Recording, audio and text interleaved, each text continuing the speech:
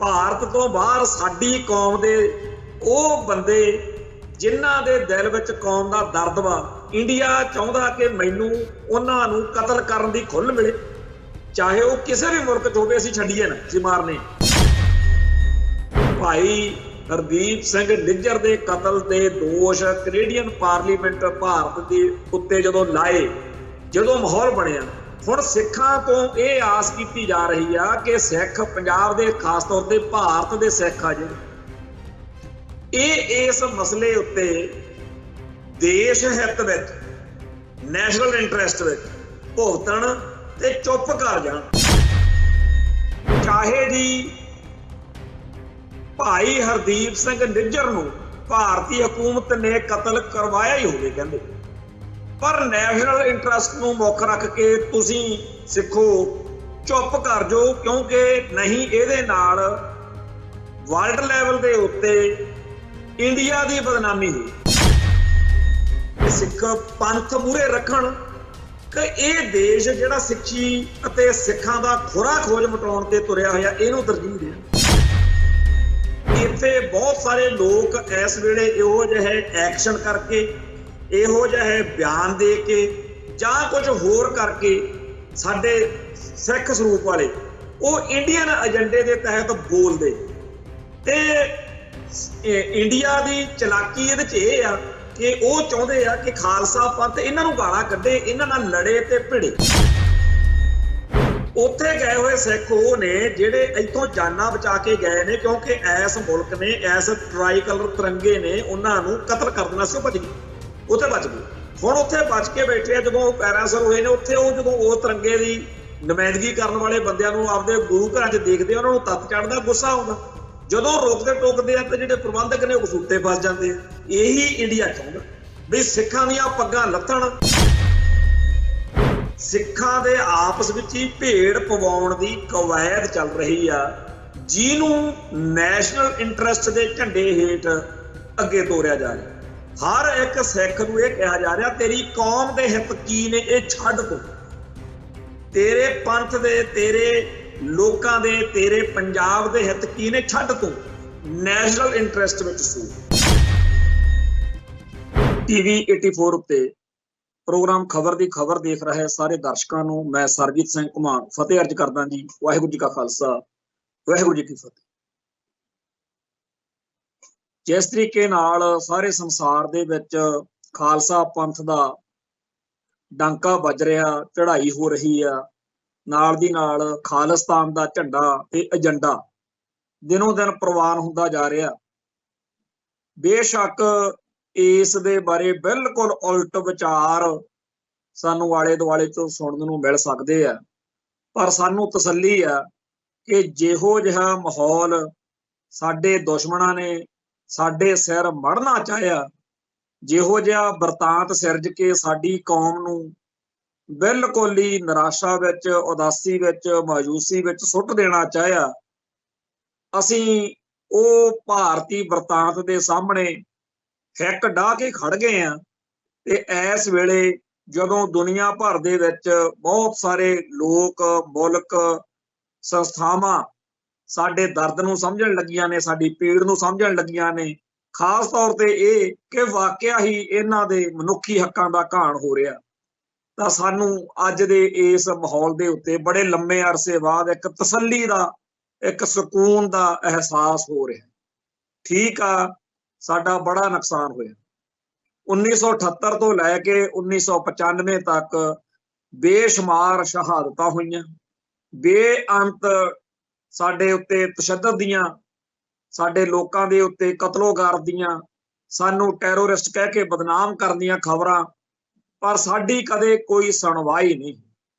ਉਲਟਾ ਅਦਾਲਤਾਂ ਨੇ ਸਾਡੇ ਬੰਦਿਆਂ ਨੂੰ ਜਿਹੜੀਆਂ ਸਜ਼ਾਵਾਂ ਝੂਠੇ ਕੇਸਾਂ ਵਿੱਚ ਸੁਣਾਈਆਂ, ਉਹਨਾਂ ਦੇ ਕਰਕੇ ਸਾਡੇ ਬੰਦੇ ਤਾਂ ਆਪਦੀ ਅਦਾਲਤ ਵੱਲੋਂ ਦਿੱਤੀ ਹੋਈ ਸਜ਼ਾ ਭੁਗਤਣ ਤੋਂ ਬਾਅਦ ਵੀ ਜੇਲ੍ਹਾਂ ਦੀਆਂ ਕਾਲ ਕੋਠੜੀਆਂ ਵਿੱਚ ਸੜਦੇ ਮਰਦੇ ਰਹੇ। ਦੂਜੇ ਪਾਸੇ 1984 ਦੇ ਕਤਲੇਆਮ ਦੇ ਦੋਸ਼ੀ ਜਾਂ ਬਾਅਦ ਵਿੱਚ ਜਿਨ੍ਹਾਂ ਨੇ ਸਾਡੇ ਉੱਤੇ ਜ਼ੁਲਮ ਕੀਤਾ, ਉਹਨਾਂ ਦੁਸ਼ਟਾਂ ਦੇ ਖਿਲਾਫ ਅਦਾਲਤਾਂ ਨੇ ਕਦੇ ਵੀ ਕੋਈ ਸੁਣਵਾਈ ਕੀਤੀ ਨਹੀਂ। ਜੇ ਕੀਤੀ ਤਾਂ ਪੂਰੇ ਦਾ ਪੂਰਾ ਸਿਸਟਮ ਨੰਗਾ ਹੋ ਗਿਆ। ਭਾਰਤ ਦੀ ਨਿਆਂਪਾਲਿਕਾ, ਕਾਨੂੰਨ ਪਾਲਿਕਾ, ਵਿਧਾਨ ਪਾਲਿਕਾ, ਜਿੰਨੀਆਂ ਵੀ ਇਹਨਾਂ ਦੀਆਂ ਪਾਲਿਕਾਵਾਂ ਨੇ ਸਾਰੀਆਂ ਹੀ ਅਸਫਲ, ਅਯੋਗ ਤੇ ਨੰਗੀਆਂ ਕਰਤੀਆਂ ਬਈ ਇਹ ਸਾਰੀਆਂ ਸਿੱਖਾਂ ਦੇ ਮਸਲੇ ਉੱਤੇ ਇਕਜੁੱਟ ਨੇ। ਕੁੱਲ ਮਿਲਾ ਕੇ ਮੋਟੇ ਜਿਹੇ ਹਿਸਾਬ ਦੇ ਵਿੱਚ ਭਾਰਤੀ ਹਕੂਮਤੀ ਤੰਤਰ 1947 ਤੋਂ ਸਿੱਖੀ ਅਤੇ ਸਿੱਖਾਂ ਦੀਆਂ ਜੜ੍ਹਾਂ ਪੱਟਣ ਦੇ ਲਈ ਹਰ ਹਰਬਾ ਵਰਤ ਰਿਹਾ ਤੇ ਜਿੰਨੇ ਸਾਡੀ ਕੌਮ ਦੇ ਅੰਦਰੋਂ ਉਹਨੂੰ ਹੱਥ ਠੋਕੇ ਮਿਲੇ ਹੋਏ ਨੇ। ਜਿਵੇਂ ਆਪਾਂ ਗੱਲ ਕਰਦੇ ਹੁੰਨੇ ਆ ਬਈ ਜੰਗਲ ਨੂੰ ਵੱਢਣ ਦੇ ਲਈ ਲੱਕੜ ਦਾ ਜਿਹੜਾ ਕਹਾੜਾ ਹੁੰਦਾ ਨਾ, ਉਹ ਉਦੋਂ ਹੀ ਕਾਰਗਰ ਹੋ ਸਕਦਾ ਹੈ ਜੇਕਰ ਉਸੇ ਜੰਗਲ ਦੇ ਵਿੱਚ ਲੱਗੇ ਹੋਏ ਦਰਖਤਾਂ ਦੇ ਵਿੱਚੋਂ ਕੋਈ ਦਸਤਾ ਬਣ ਕੇ ਉਸ ਕਹਾੜੇ 'ਚ ਫਿੱਟ ਹੋ ਜਾਵੇ। ਸੋ ਸਾਡੇ ਧਾਰਮਿਕ ਜਮਾਤ ਦੇ ਵਿੱਚੋਂ ਬੇਅੰਤ ਇਹੋ ਜਿਹੇ ਆਗੂ, ਪ੍ਰਚਾਰਕ, ਰਾਗੀ, ਢਾਡੀ, ਕਥਾਕਾਰ ਜਿਹੜੇ ਉਹ ਪ੍ਰਚਾਰ ਕਰਦੇ ਰਹੇ ਨੇ ਜਿਹੜਾ ਪ੍ਰਚਾਰ ਸਿੱਖੀ ਦਾ ਹਿੰਦੂਕਰਨ ਕਰ ਸਕਦਾ ਹੈ। ਉਹ ਪ੍ਰਚਾਰ ਜਿਹੜਾ ਸਿੱਖੀ ਦੀ ਵਿਆਖਿਆ ਗੁਰੂ ਆਸ਼ੇ ਅਨੁਸਾਰ ਕਰਨ ਦੀ ਥਾਂ ਬ੍ਰਾਹਮਣਵਾਦੀ ਨਜ਼ਰੀਏ ਤੋਂ ਕਰਦਾ ਹੈ। ਉਹੋ ਜਿਹੇ ਪ੍ਰਚਾਰਕਾਂ ਨੇ, ਧਾਰਮਿਕ ਆਗੂਆਂ ਨੇ ਬੇਅੰਤ ਮੌਕਿਆਂ ਦੇ ਉੱਤੇ ਸਾਨੂੰ ਸ਼ਰਮਸ਼ਾਰ ਕੀਤਾ। ਸਾਡੀ ਕੌਮ ਦਾ ਮਾਣ ਸਤਿਕਾਰ ਆ ਜਿਹੜਾ ਉਹਨੂੰ ਠੇਸ ਪਹੁੰਚਾਈ ਤੇ ਬੜੀ ਸਫਾਈ ਨਾਲ, ਬੜੀ ਕਮੀਨਗੀ ਨਾਲ, ਬੜੀ ਮਕਾਰੀ ਨਾਲ ਗੁਰੂ ਪਾਤਸ਼ਾਹ ਦੇ ਸਿਧਾਂਤ ਦਾ ਹਿੰਦੂਕਰਨ ਕਰ ਛੱਡਿਆ। ਇਸੇ ਤਰੀਕੇ ਨਾਲ ਸਾਡੇ ਸਿਆਸੀ ਭਲਵਾਨਾਂ ਨੇ ਜਦੋਂ ਵੀ ਕਿਤੇ ਦਾ ਲੱਗਿਆ ਬਸ ਸਾਡੀ ਪਿੱਠ 'ਚ ਛੁਰਾ ਮਾਰਿਆ। ਦਿੱਲੀ ਨਾਲ ਵਫਾਦਾਰੀ, ਨਾਗਪੁਰ ਨਾਲ ਵਫਾਦਾਰੀ ਨਿਭਾਉਂਦਿਆਂ ਨੇ ਇਹ ਨਹੀਂ ਕਿ ਫਲਾਨੀ ਪਾਰਟੀ ਬਚ ਗਈ ਜਾਂ ਫਲਾਨੀ ਪਾਰਟੀ ਰਹਿ ਗਈ, ਸਾਨੂੰ ਤਾਂ ਕੋਈ ਟੱਕਰਿਆ ਨਹੀਂ। ਜਿਹਨੇ ਵੀ ਜਦੋਂ ਵੀ ਕਿਤੇ ਵਕਤ ਮਿਲਿਆ ਬਸ ਉਹਨੇ ਵਾਰ ਹੀ ਕੀਤਾ ਤੇ ਬਹੁਤੀ ਵਾਰ ਪਿੱਠ 'ਚ ਵਾਰ ਕੀਤਾ, ਕਿਉਂਕਿ ਸਾਹਮਣੇ ਪੰਥ ਦੇ ਵਾਰ ਕਰਨਾ ਇਹਨਾਂ ਨੂੰ ਔਖਾ ਲੱਗਦਾ ਸੀ। ਸੋ ਖਾਲਸਾ ਪੰਥ ਨੇ ਆਪਣੇ ਵੱਲੋਂ ਧਾਰਮਿਕ ਅਤੇ ਸਿਆਸੀ ਲੀਡਰਸ਼ਿਪ ਦੇ ਵਿੱਚ ਭਰੋਸਾ ਦਿਖਾਇਆ, ਪਰ ਪਿਛਲੇ 60-70 ਸਾਲ ਦੇ ਵਿੱਚ ਸਾਡੇ ਨਾਲ ਕਿਸੇ ਨੇ ਵਫਾ ਨਹੀਂ ਕੀਤੀ। ਤੇ ਦਿੱਲੀ ਦਰਬਾਰ ਨੇ ਜੋ ਚਾਲਾਂ ਸਾਡੇ ਧਰਮ ਨੂੰ ਖਤਮ ਕਰਨ ਲਈ ਚੱਲੀਆਂ, ਉਹ ਚਾਲਾਂ ਦੀ ਚਰਚਾ ਅਸੀਂ ਰੋਜ਼ ਕਰਦੇ ਹਾਂ। ਪਰ ਅੱਜ ਕੁਝ ਮਸਲੇ ਜਿਹੜੇ ਵਿਚਾਰ ਕੇ ਇੱਕ ਅਹਿਮ ਨੁਕਤੇ ਤੇ ਚਰਚਾ ਕਰਨੀ ਆ। ਸੋ ਅੱਜ ਜਿਹੜੇ ਹੋਰ ਮਸਲੇ ਆ ਮੈਂ ਉਹਨਾਂ ਨੂੰ ਪਹਿਲਾਂ ਸੰਗਤਾਂ ਨਾਲ ਸਾਂਝੇ ਕਰ ਲਵਾਂ ਕਿ ਸਤਲੁਜ ਜਮਨਾ ਲਿੰਕ ਨਹਿਰ ਬਾਰੇ ਅੱਜ ਸੁਪਰੀਮ ਕੋਰਟ ਵਿੱਚ ਸੁਣਵਾਈ ਸੀ ਤੇ ਉੱਥੇ ਪੰਜਾਬ ਸਰਕਾਰ ਦੀ ਖਿਚਾਈ ਕੀਤੀ ਗਈ। ਖਬਰਾਂ ਇਹ ਨੇ ਕਿ ਸੁਪਰੀਮ ਕੋਰਟ ਨੇ ਬੜਾ ਤਾੜ ਕੇ ਪੰਜਾਬ ਸਰਕਾਰ ਨੂੰ ਝਿੜਕਿਆ ਕਿ ਇਸ ਮਸਲੇ ਤੇ ਰਾਜਨੀਤੀ ਨਾ ਕਰੋ ਤੇ ਅੱਗੇ ਵਧੋ। ਤੇ ਉਹਨਾਂ ਦਾ ਭਾਵ ਇਹ ਹੈ ਕਿ ਸਾਨੂੰ ਨਹੀਂ ਪਤਾ ਤੁਹਾਡੇ ਕੋਲੇ ਕਿੰਨਾ ਪਾਣੀ ਬਚਦਾ, ਸਾਨੂੰ ਨਹੀਂ ਪਤਾ ਪੰਜਾਬ ਬੰਜਰ ਬਣਦਾ ਕਿ ਨਹੀਂ ਬਣਦਾ। ਸਾਡਾ ਤਾਂ ਸਿੱਧਾ ਜਿਹਾ ਕੰਮ ਆ ਬਈ SYL ਨਹਿਰ ਜਿਹੜੀ ਹੈ ਉਹ ਮੁਕੰਮਲ ਕਰੋ ਤੇ ਬਾਅਦ ਵਿੱਚ ਫਿਰ ਦੇਖਾਂਗੇ ਵੀ ਪਾਣੀ ਕਿੱਧਰੋਂ ਪੱਟ ਕੇ ਕਿੱਧਰ ਦੀ ਤੁਹਾਨੂੰ ਹਰਿਆਣੇ ਤੇ ਰਾਜਸਥਾਨ ਨੂੰ ਦੇਣਾ। ਸੋ SYL ਨਹਿਰ ਪੂਰੀ ਕਰਾਉਣ ਦੀ ਜਿੱਦ ਫੜੀ ਬੈਠਾ ਹਕੂਮਤੀ ਤੰਤਰ ਵਾ ਜਿਹੜਾ, ਉਹ ਸੁਪਰੀਮ ਕੋਰਟ ਦੇ ਰਾਹੀਂ ਪੰਜਾਬ ਦੇ ਸਿਰ ਦੇ ਉੱਤੇ ਇੱਕ ਵਾਰੀ ਫੇਰ ਕਰਾਰਾ ਵਾਰ ਕਰ ਗਿਆ। ਭਗਵੰਤ ਮਾਨ ਦੀ ਸਰਕਾਰ ਇਸ ਮਸਲੇ ਵਿੱਚ ਇਹ ਤਾਂ ਪਹਿਲਾਂ ਵਾਲਿਆਂ ਨਾਲੋਂ ਵੀ ਝੁੱਡੂ ਨੇ। ਮੈਂ ਜਾਂ ਸਾਡੇ ਹੋਰ ਬਹੁਤ ਸਾਰੇ ਸੱਜਣ ਮਿੱਤਰ ਦਰਿਆਈ ਪਾਣੀਆਂ ਬਾਰੇ ਜਦੋਂ ਵੀ ਚਰਚਾ ਕਰਦੇ ਆ ਤੇ ਮੈਂ 2004 ਦੇ ਵਿੱਚ ਇੱਕ ਸਾਰੇ ਪੰਜਾਬ ਦੇ ਲੀਡਰਾਂ ਦੀ ਇਸ ਮਸਲੇ ਉੱਤੇ ਜੋ ਕਾਰਗੁਜ਼ਾਰੀ ਆ ਅਸੀਂ ਉਹ ਇੱਕ 20 ਸਫ਼ਿਆਂ ਦਾ ਛਾਪਿਆ ਸੀਗਾ ਬਰੋਸ਼ਰ। ਉਹਦੇ ਵਿੱਚ ਸਾਰਿਆਂ ਦੀਆਂ ਕਰਤੂਤਾਂ ਲਿਖੀਆਂ ਸੀ, ਜਿਨ੍ਹਾਂ ਲੀਡਰਾਂ ਨੂੰ ਸਾਡੇ ਬੰਦੇ ਗੁਣ ਗਾਉਂਦੇ ਆ, ਜਿਨ੍ਹਾਂ ਨੂੰ ਫਖਰੇ ਕੌਮ, ਪੰਥ ਰਤਨ ਤੇ ਪਾਣੀਆਂ ਦਾ ਰਾਖਾ ਇਹੋ ਜਿਹੇ ਰੁਤਬੇ ਦਰਜੇ ਦਿੰਦੇ ਆ, ਉਹਨਾਂ ਚੋਂ ਕੋਈ ਨਹੀਂ ਇਹੋ ਜਿਹਾ ਬਚਿਆ। ਚਾਹੇ ਉਹ ਕੈਰੋਂ ਸੀ ਤੇ ਚਾਹੇ ਉਹ ਬਰਨਾਲਾ ਸੀ ਤੇ ਚਾਹੇ ਉਹ ਬਾਦਲ ਸੀ ਤੇ ਚਾਹੇ ਕੋਈ ਕਾਂਗਰਸੀ ਸੀ। ਸਾਰਿਆਂ ਨੇ ਹੀ ਦਰਿਆਈ ਪਾਣੀ ਪੰਜਾਬ ਦੇ ਖੋਹੇ ਜਾਣ ਦੀ ਜਿਹੜੀ ਭਾਰਤ ਸਰਕਾਰ ਦੀ ਨੀਤੀ ਸੀ ਉਹਦਾ ਪੱਖ ਪੂਰਿਆ। ਘਟੀਆਪਣ ਤਾਂ ਕਿਸੇ ਨੇ ਵੀ ਮਤਲਬ ਸਭ ਨੇ ਮਾੜੇ ਤੋਂ ਮਾੜਾ ਹੀ ਦਿਖਾਇਆ, ਪਰ ਜਿਹੜੀ ਕਰਤੂਤ ਬਾਦਲ ਦਲ ਨੇ ਕੀਤੀ ਹੈ ਉਹਦਾ ਸਭ ਤੋਂ ਵੱਧ ਸਾਨੂੰ ਖਮਿਆਜਾ ਭੁਗਤਣਾ ਪੈ ਰਿਹਾ। 1966 ਵਿੱਚ ਪੰਜਾਬ ਰੀਆਰਗੇਨਾਈਜੇਸ਼ਨ ਐਕਟ, ਜਿਹੜਾ ਪੰਜਾਬ ਪੁਨਰਗਠਨ ਐਕਟ, ਜਿਹਦੇ ਵਿੱਚ ਦੀ ਪੰਜਾਬੀ ਸੂਬਾ ਹਰਿਆਣਾ ਹੋਂਦ ਵਿੱਚ ਆਉਂਦੇ, ਉਦੋਂ ਉਹਦੇ ਵਿੱਚ ਧਾਰਾਵਾਂ 3 ਪਾਈਆਂ ਗਈਆਂ ਜਿਹਦੇ ਆਧਾਰ ਦੇ ਉੱਤੇ ਸਾਡੇ ਦਰਿਆਈ ਪਾਣੀ ਲੁੱਟੇ ਜਾਣ ਦਾ ਜਾਂ ਕੇਂਦਰ ਕੋਲੇ ਚਲੇ ਜਾਣ ਦਾ ਜੁਗਾੜ ਬਣਿਆ ਸੀ। ਉਹਨਾਂ ਧਾਰਾਵਾਂ ਦੇ ਉੱਤੇ ਅਸੀਂ ਲੜਨਾ ਸੀ, ਲੜੇ, ਪਰ 1977 ਵਿੱਚ ਜਦੋਂ ਅਕਾਲੀ ਦਲ ਦੀ ਭਾਜਪਾ ਜਨਸੰਘ ਕਹਿੰਦੇ ਸੀ, ਉਹ ਸਾਂਝੀ ਸਰਕਾਰ ਬਣੀ ਜਦੋਂ ਮੁੱਖ ਮੰਤਰੀ ਸਰਦਾਰ ਪ੍ਰਕਾਸ਼ ਸਿੰਘ ਬਾਦਲ ਸੀ। ਹਰਿਆਣੇ ਦੇ ਵਿੱਚ ਇਹਨਾਂ ਦਾ ਯਾਰ ਚੌਧਰੀ ਦੇਵੀ ਲਾਲ ਚਟਾਲਾ ਪਰਿਵਾਰ, ਜਿਹਨੂੰ ਆਪਾਂ ਸਾਰੇ ਜਾਣਦੇ ਹਾਂ, ਉਹਨਾਂ ਨੇ ਕਿਹਾ ਵੀ ਸਾਡੀ ਇੱਥੇ ਹਮਾਇਤ ਵੱਧ ਜੂ, ਸਾਨੂੰ ਲੋਕ ਵੋਟ ਪਾ ਦੇਣਗੇ ਜੇ ਬਾਦਲ ਸਾਹਿਬ ਆਪਾਂ ਇੱਕ ਡਰਾਮਾ ਕਰੀਏ। ਅਸੀਂ ਤੁਹਾਨੂੰ ਇੱਕ ਚੈੱਕ ਦਿੰਨੇ ਆ ਕਿ ਜੀ ਪੰਜਾਬ ਦੇ ਵਿੱਚ SYL ਨਹਿਰ ਬਣਾਉਣ ਦੇ ਲਈ ਹਰਿਆਣੇ ਨੇ ਇੰਨੇ ਕਰੋੜ ਦਾ ਚੈੱਕ ਦਿੱਤਾ। ਉਹ ਚੈੱਕ ਜਿਹੜਾ ਹੈ ਉਹ ਤੁਸੀਂ ਐਕਸੈਪਟ ਕਰ ਲਿਓ, ਪ੍ਰਵਾਨ ਕਰ ਲਿਓ ਪੰਜਾਬ ਦੇ ਮੁੱਖ ਮੰਤਰੀ ਦੀ ਹੈਸੀਅਤ ਵਿੱਚ। ਅਸੀਂ ਇੱਥੇ ਹਰਿਆਣੇ ਦੇ ਵਿੱਚ ਭੂਤਕੜਾ ਪਾ ਦਿਆਂਗੇ ਪੂਰਾ, ਬਈ ਜੀ ਦੇਖ ਲਓ ਸਾਡੇ ਸੰਬੰਧ ਚੰਗੇ ਆ, ਅਸੀਂ ਚੌਧਰੀ ਦੇਵੀ ਲਾਲ ਅਤੇ ਪ੍ਰਕਾਸ਼ ਸਿੰਘ ਬਾਦਲ ਜੇ ਦੋਨੇ ਹੀ ਮੁੱਖ ਮੰਤਰੀ ਹੋਵਾਂਗੇ, ਉਧਰ ਬਾਦਲ ਸਾਹਿਬ ਹੈਗੇ ਹੀ ਨੇ ਤੇ ਇੱਧਰ ਜੇ ਅਸੀਂ ਆ, ਤਾਂ ਫੇਰ ਸਮਝ ਲਓ ਵੀ ਪੰਜਾਬ ਦਾ ਸਤਲੁਜ ਦਰਿਆ ਦਾ ਪਾਣੀ ਯਮੁਨਾ 'ਚ ਪੈ ਗਿਆ। ਤੇ ਜੇ ਇਹ ਗੱਲ ਨਾ ਬਣੀ ਕੰਮ ਔਖਾ ਹੋ ਜੂ। ਸੋ ਸਾਡੇ ਵੋਟਾਂ ਨੂੰ ਇਸ ਕਰਕੇ ਪਾਇਓ ਕਿ ਆਪਾਂ ਨਹੀਂ ਭੁੱਖੇ ਮਰਾਂਗੇ, ਤੇ ਪੰਜਾਬ ਦਾ ਪਾਣੀ ਚੈੱਕ ਉਹਨਾਂ ਨੇ ਮਨਜ਼ੂਰ ਕਰ ਲਿਆ ਵਾ, ਤੇ ਬਾਕੀ ਕੰਮ ਜਿਹੜਾ ਹੈਗਾ ਅਸੀਂ ਉਹ ਕਰ ਲਾਂਗੇ, ਸਾਨੂੰ ਵੋਟਾਂ ਪਾਓ। ਸੋ ਜਿਹੜਾ ਉਹ ਚੈੱਕ ਲਿਆ ਬਾਦਲ ਸਾਹਿਬ ਨੇ, ਪ੍ਰਵਾਨ ਕੀਤਾ ਯਾਰੀ ਦੋਸਤੀ 'ਚ ਹਰਿਆਣੇ ਦੇ ਵਿੱਚ ਚੌਧਰੀ ਦੇਵੀ ਲਾਲ ਤੇ ਚਟਾਲਾ ਪਰਿਵਾਰ ਨੂੰ ਖੁਸ਼ ਕਰਨ ਲਈ, ਉਹ ਸਾਡੀਆਂ ਜੜ੍ਹਾਂ 'ਚ ਬਹਿ ਗਏ। ਜਦੋਂ ਆਪਾਂ ਇੱਕ ਕਾਨੂੰਨੀ ਤੌਰ ਤੇ ਸਟੈਂਡ ਲਿਆ ਹੋਇਆ ਕਿ ਪੰਜਾਬ ਦੇ ਪਾਣੀਆਂ ਉੱਤੇ ਕਿਸੇ ਹੋਰ ਦਾ ਹੱਕ ਹੀ ਨਹੀਂ ਬਣਦਾ, ਤਾਂ ਚੈੱਕ ਕਿਹੜੇ ਮੂੰਹ ਨਾਲ ਲੈ ਲਿਆ? ਤੇ ਇਹਦਾ ਮਤਲਬ ਤਾਂ ਹੈਗਾ ਕਿ ਹਰਿਆਣੇ ਦਾ ਹੱਕ ਬਣਦਾ, ਤਾਂਹੀਓ ਆਪਾਂ ਉਹਨਾਂ ਨੂੰ ਨਹਿਰ ਬਣਾ ਕੇ ਦੇਣ ਲਈ ਤੇ ਸਾਡੇ ਹਿੱਸੇ ਦੇ ਨਹਿਰ ਦੇ ਖਰਚਾ ਉਹਨਾਂ ਦੇ ਰਹੇ। ਸੋ ਉਹਦੇ ਵਿੱਚ ਸਾਡਾ ਪੱਖ ਇੰਨਾ ਜ਼ਿਆਦਾ ਕਮਜ਼ੋਰ ਹੋਇਆ ਕਿ ਅਸੀਂ ਬਹੁਤ ਜ਼ਿਆਦਾ ਪੰਜਾਬ ਜਿਹੜਾ ਹੈ ਉਹ ਪਿੱਛੇ ਪੈ ਗਿਆ, ਤੇ ਉਹ ਗੱਲ ਸਾਨੂੰ ਲੈ ਕੇ ਰਹਿ ਗਈ। ਪਰ ਫਿਰ ਵੀ ਸੱਚੇ ਪਾਤਸ਼ਾਹ ਨੇ ਸਾਡੇ ਹੱਥ ਵਿੱਚ ਕੁਝ ਪੱਤੇ ਦਿੱਤੇ ਤੇ ਉਸ ਗੱਲ ਦਾ ਰੇੜਕਾ ਅੱਗੇ ਵੱਧ ਗਿਆ। ਉੱਪਰੋਂ ਪੰਜਾਬ 'ਚ ਨਰਕਧਾਰੀ ਕਾਂਡ ਕਰਕੇ ਵੀ ਮਾਹੌਲ ਵਿਗੜਿਆ ਹੋਇਆ ਸੀ।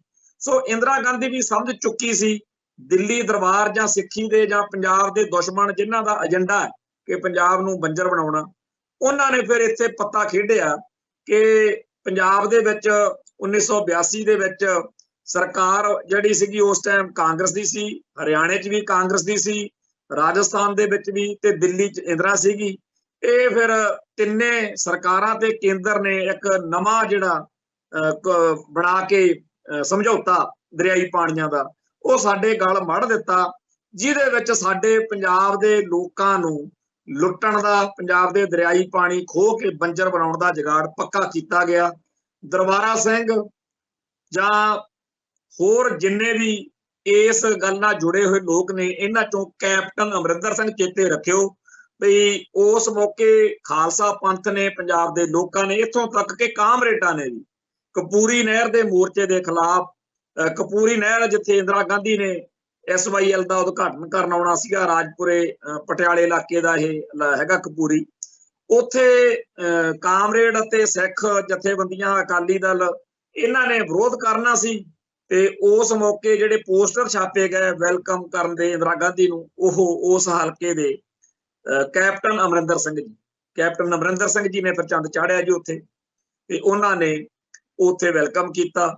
ਖੈਰ, ਕਹਿਣ ਤੋਂ ਭਾਵ ਬਈ ਪੰਜਾਬ ਦੇ ਦਰਿਆਈ ਪਾਣੀ ਲੁੱਟਣ ਦੇ ਜਗਾੜਮੈਂਟ ਦੇ ਵਿੱਚ ਘੱਟ ਕਿਸੇ ਨੇ ਨਹੀਂ ਕੀਤੀ, ਪਰ ਸਾਡੇ ਸਿਰ 'ਚ ਸਵਾਹ ਪਾਉਣ ਵਾਲਾ ਕੰਮ ਲੌਂਗੋਵਾਲ ਨੇ ਕੀਤਾ। ਜਦੋਂ ਦਰਬਾਰ ਸਾਹਿਬ ਦੇ ਉੱਤੇ ਫੌਜੀ ਹਮਲੇ ਤੋਂ ਬਾਅਦ ਰਾਜੀਵ ਲੌਂਗੋਵਾਲ ਸਮਝੌਤਾ ਕੀਤਾ, ਉਹਦੇ ਵਿੱਚ ਫੇਰ ਮੰਨ ਕੇ ਬਹਿ ਗਏ। ਬਈ ਜਿੰਨਾ ਪਾਣੀ ਹਰਿਆਣੇ ਰਾਜਸਥਾਨ ਨੂੰ ਜਾਂਦਾ ਜਾਂ ਨਵੀਂ ਵੰਡ 60-40 ਜੇ ਉਹ ਕਹਿਣ ਤੋਂ ਭਾਵੇਂ ਵੀ ਜਦੋਂ ਆਪਾਂ ਐਡਾ ਧਰਮਯੁੱਧ ਮੋਰਚਾ ਲਾਇਆ, ਅਕਾਲ ਤਖਤ ਸਾਹਿਬ ਤੇ ਹਮਲਾ ਹੋ ਗਿਆ, ਦਿੱਲੀ ਦੇ ਵਿੱਚ ਸਾਡੀ ਕੌਮ ਦਾ ਘਾਣ ਹੋ ਗਿਆ, ਹੁਣ ਕਾਹਤੋਂ ਆਪਾਂ ਦਰਿਆਈ ਪਾਣੀਆਂ ਦੀ ਫੇਰ ਮੰਨ ਰਹੇ ਆ? ਜਿਹੜੀ ਕਰਤੂਤ ਕੈਪਟਨ ਮਾਫ ਕਰਨਾ ਬਾਦਲ ਨੇ ਚੈੱਕ ਲੈ ਕੇ ਸਾਡੀ ਲੜਾਈ ਹਾਰੀ ਸੀ, ਉਹਦੇ ਉੱਤੇ ਦੋਹਰ ਪਾਤੀ ਲੌਂਗੋਵਾਲ ਨੇ ਫਿਰ ਠੋਕਤਾ ਤੇ ਉਹ ਭਾਈ ਗਿਆਨ ਸਿੰਘ ਲੀੜ ਹੋਣਾ ਨੇ ਗੱਡੀ ਚਾੜਿਆ। ਉਹ ਇੱਕ ਵੱਖਰੀ ਕਹਾਣੀ ਹੈ।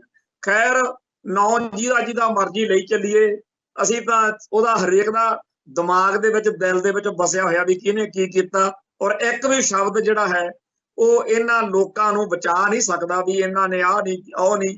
ਐਵੇਂ ਸ਼ਬਦਾਂ ਦਾ ਹੇਰ ਫੇਰ ਜੀ, ਦਰਿਆਈ ਪਾਣੀਆਂ ਦਾ ਰਾਖਾ ਫਲਾਨਾ ਢਮਕਾਨਾ, ਇਹ ਚਾਹੇ ਜਿਉਂਦੇ ਆ ਤੇ ਚਾਹੇ ਮਰ ਗਏ, ਇਹ ਸਾਡੇ ਪੰਜਾਬ ਦੇ ਦੋਸ਼ੀ ਨੇ, ਇਹ ਹਮੇਸ਼ਾ ਪੰਜਾਬ ਦੇ ਦੇਣਦਾਰ ਰਹਿਣਗੇ।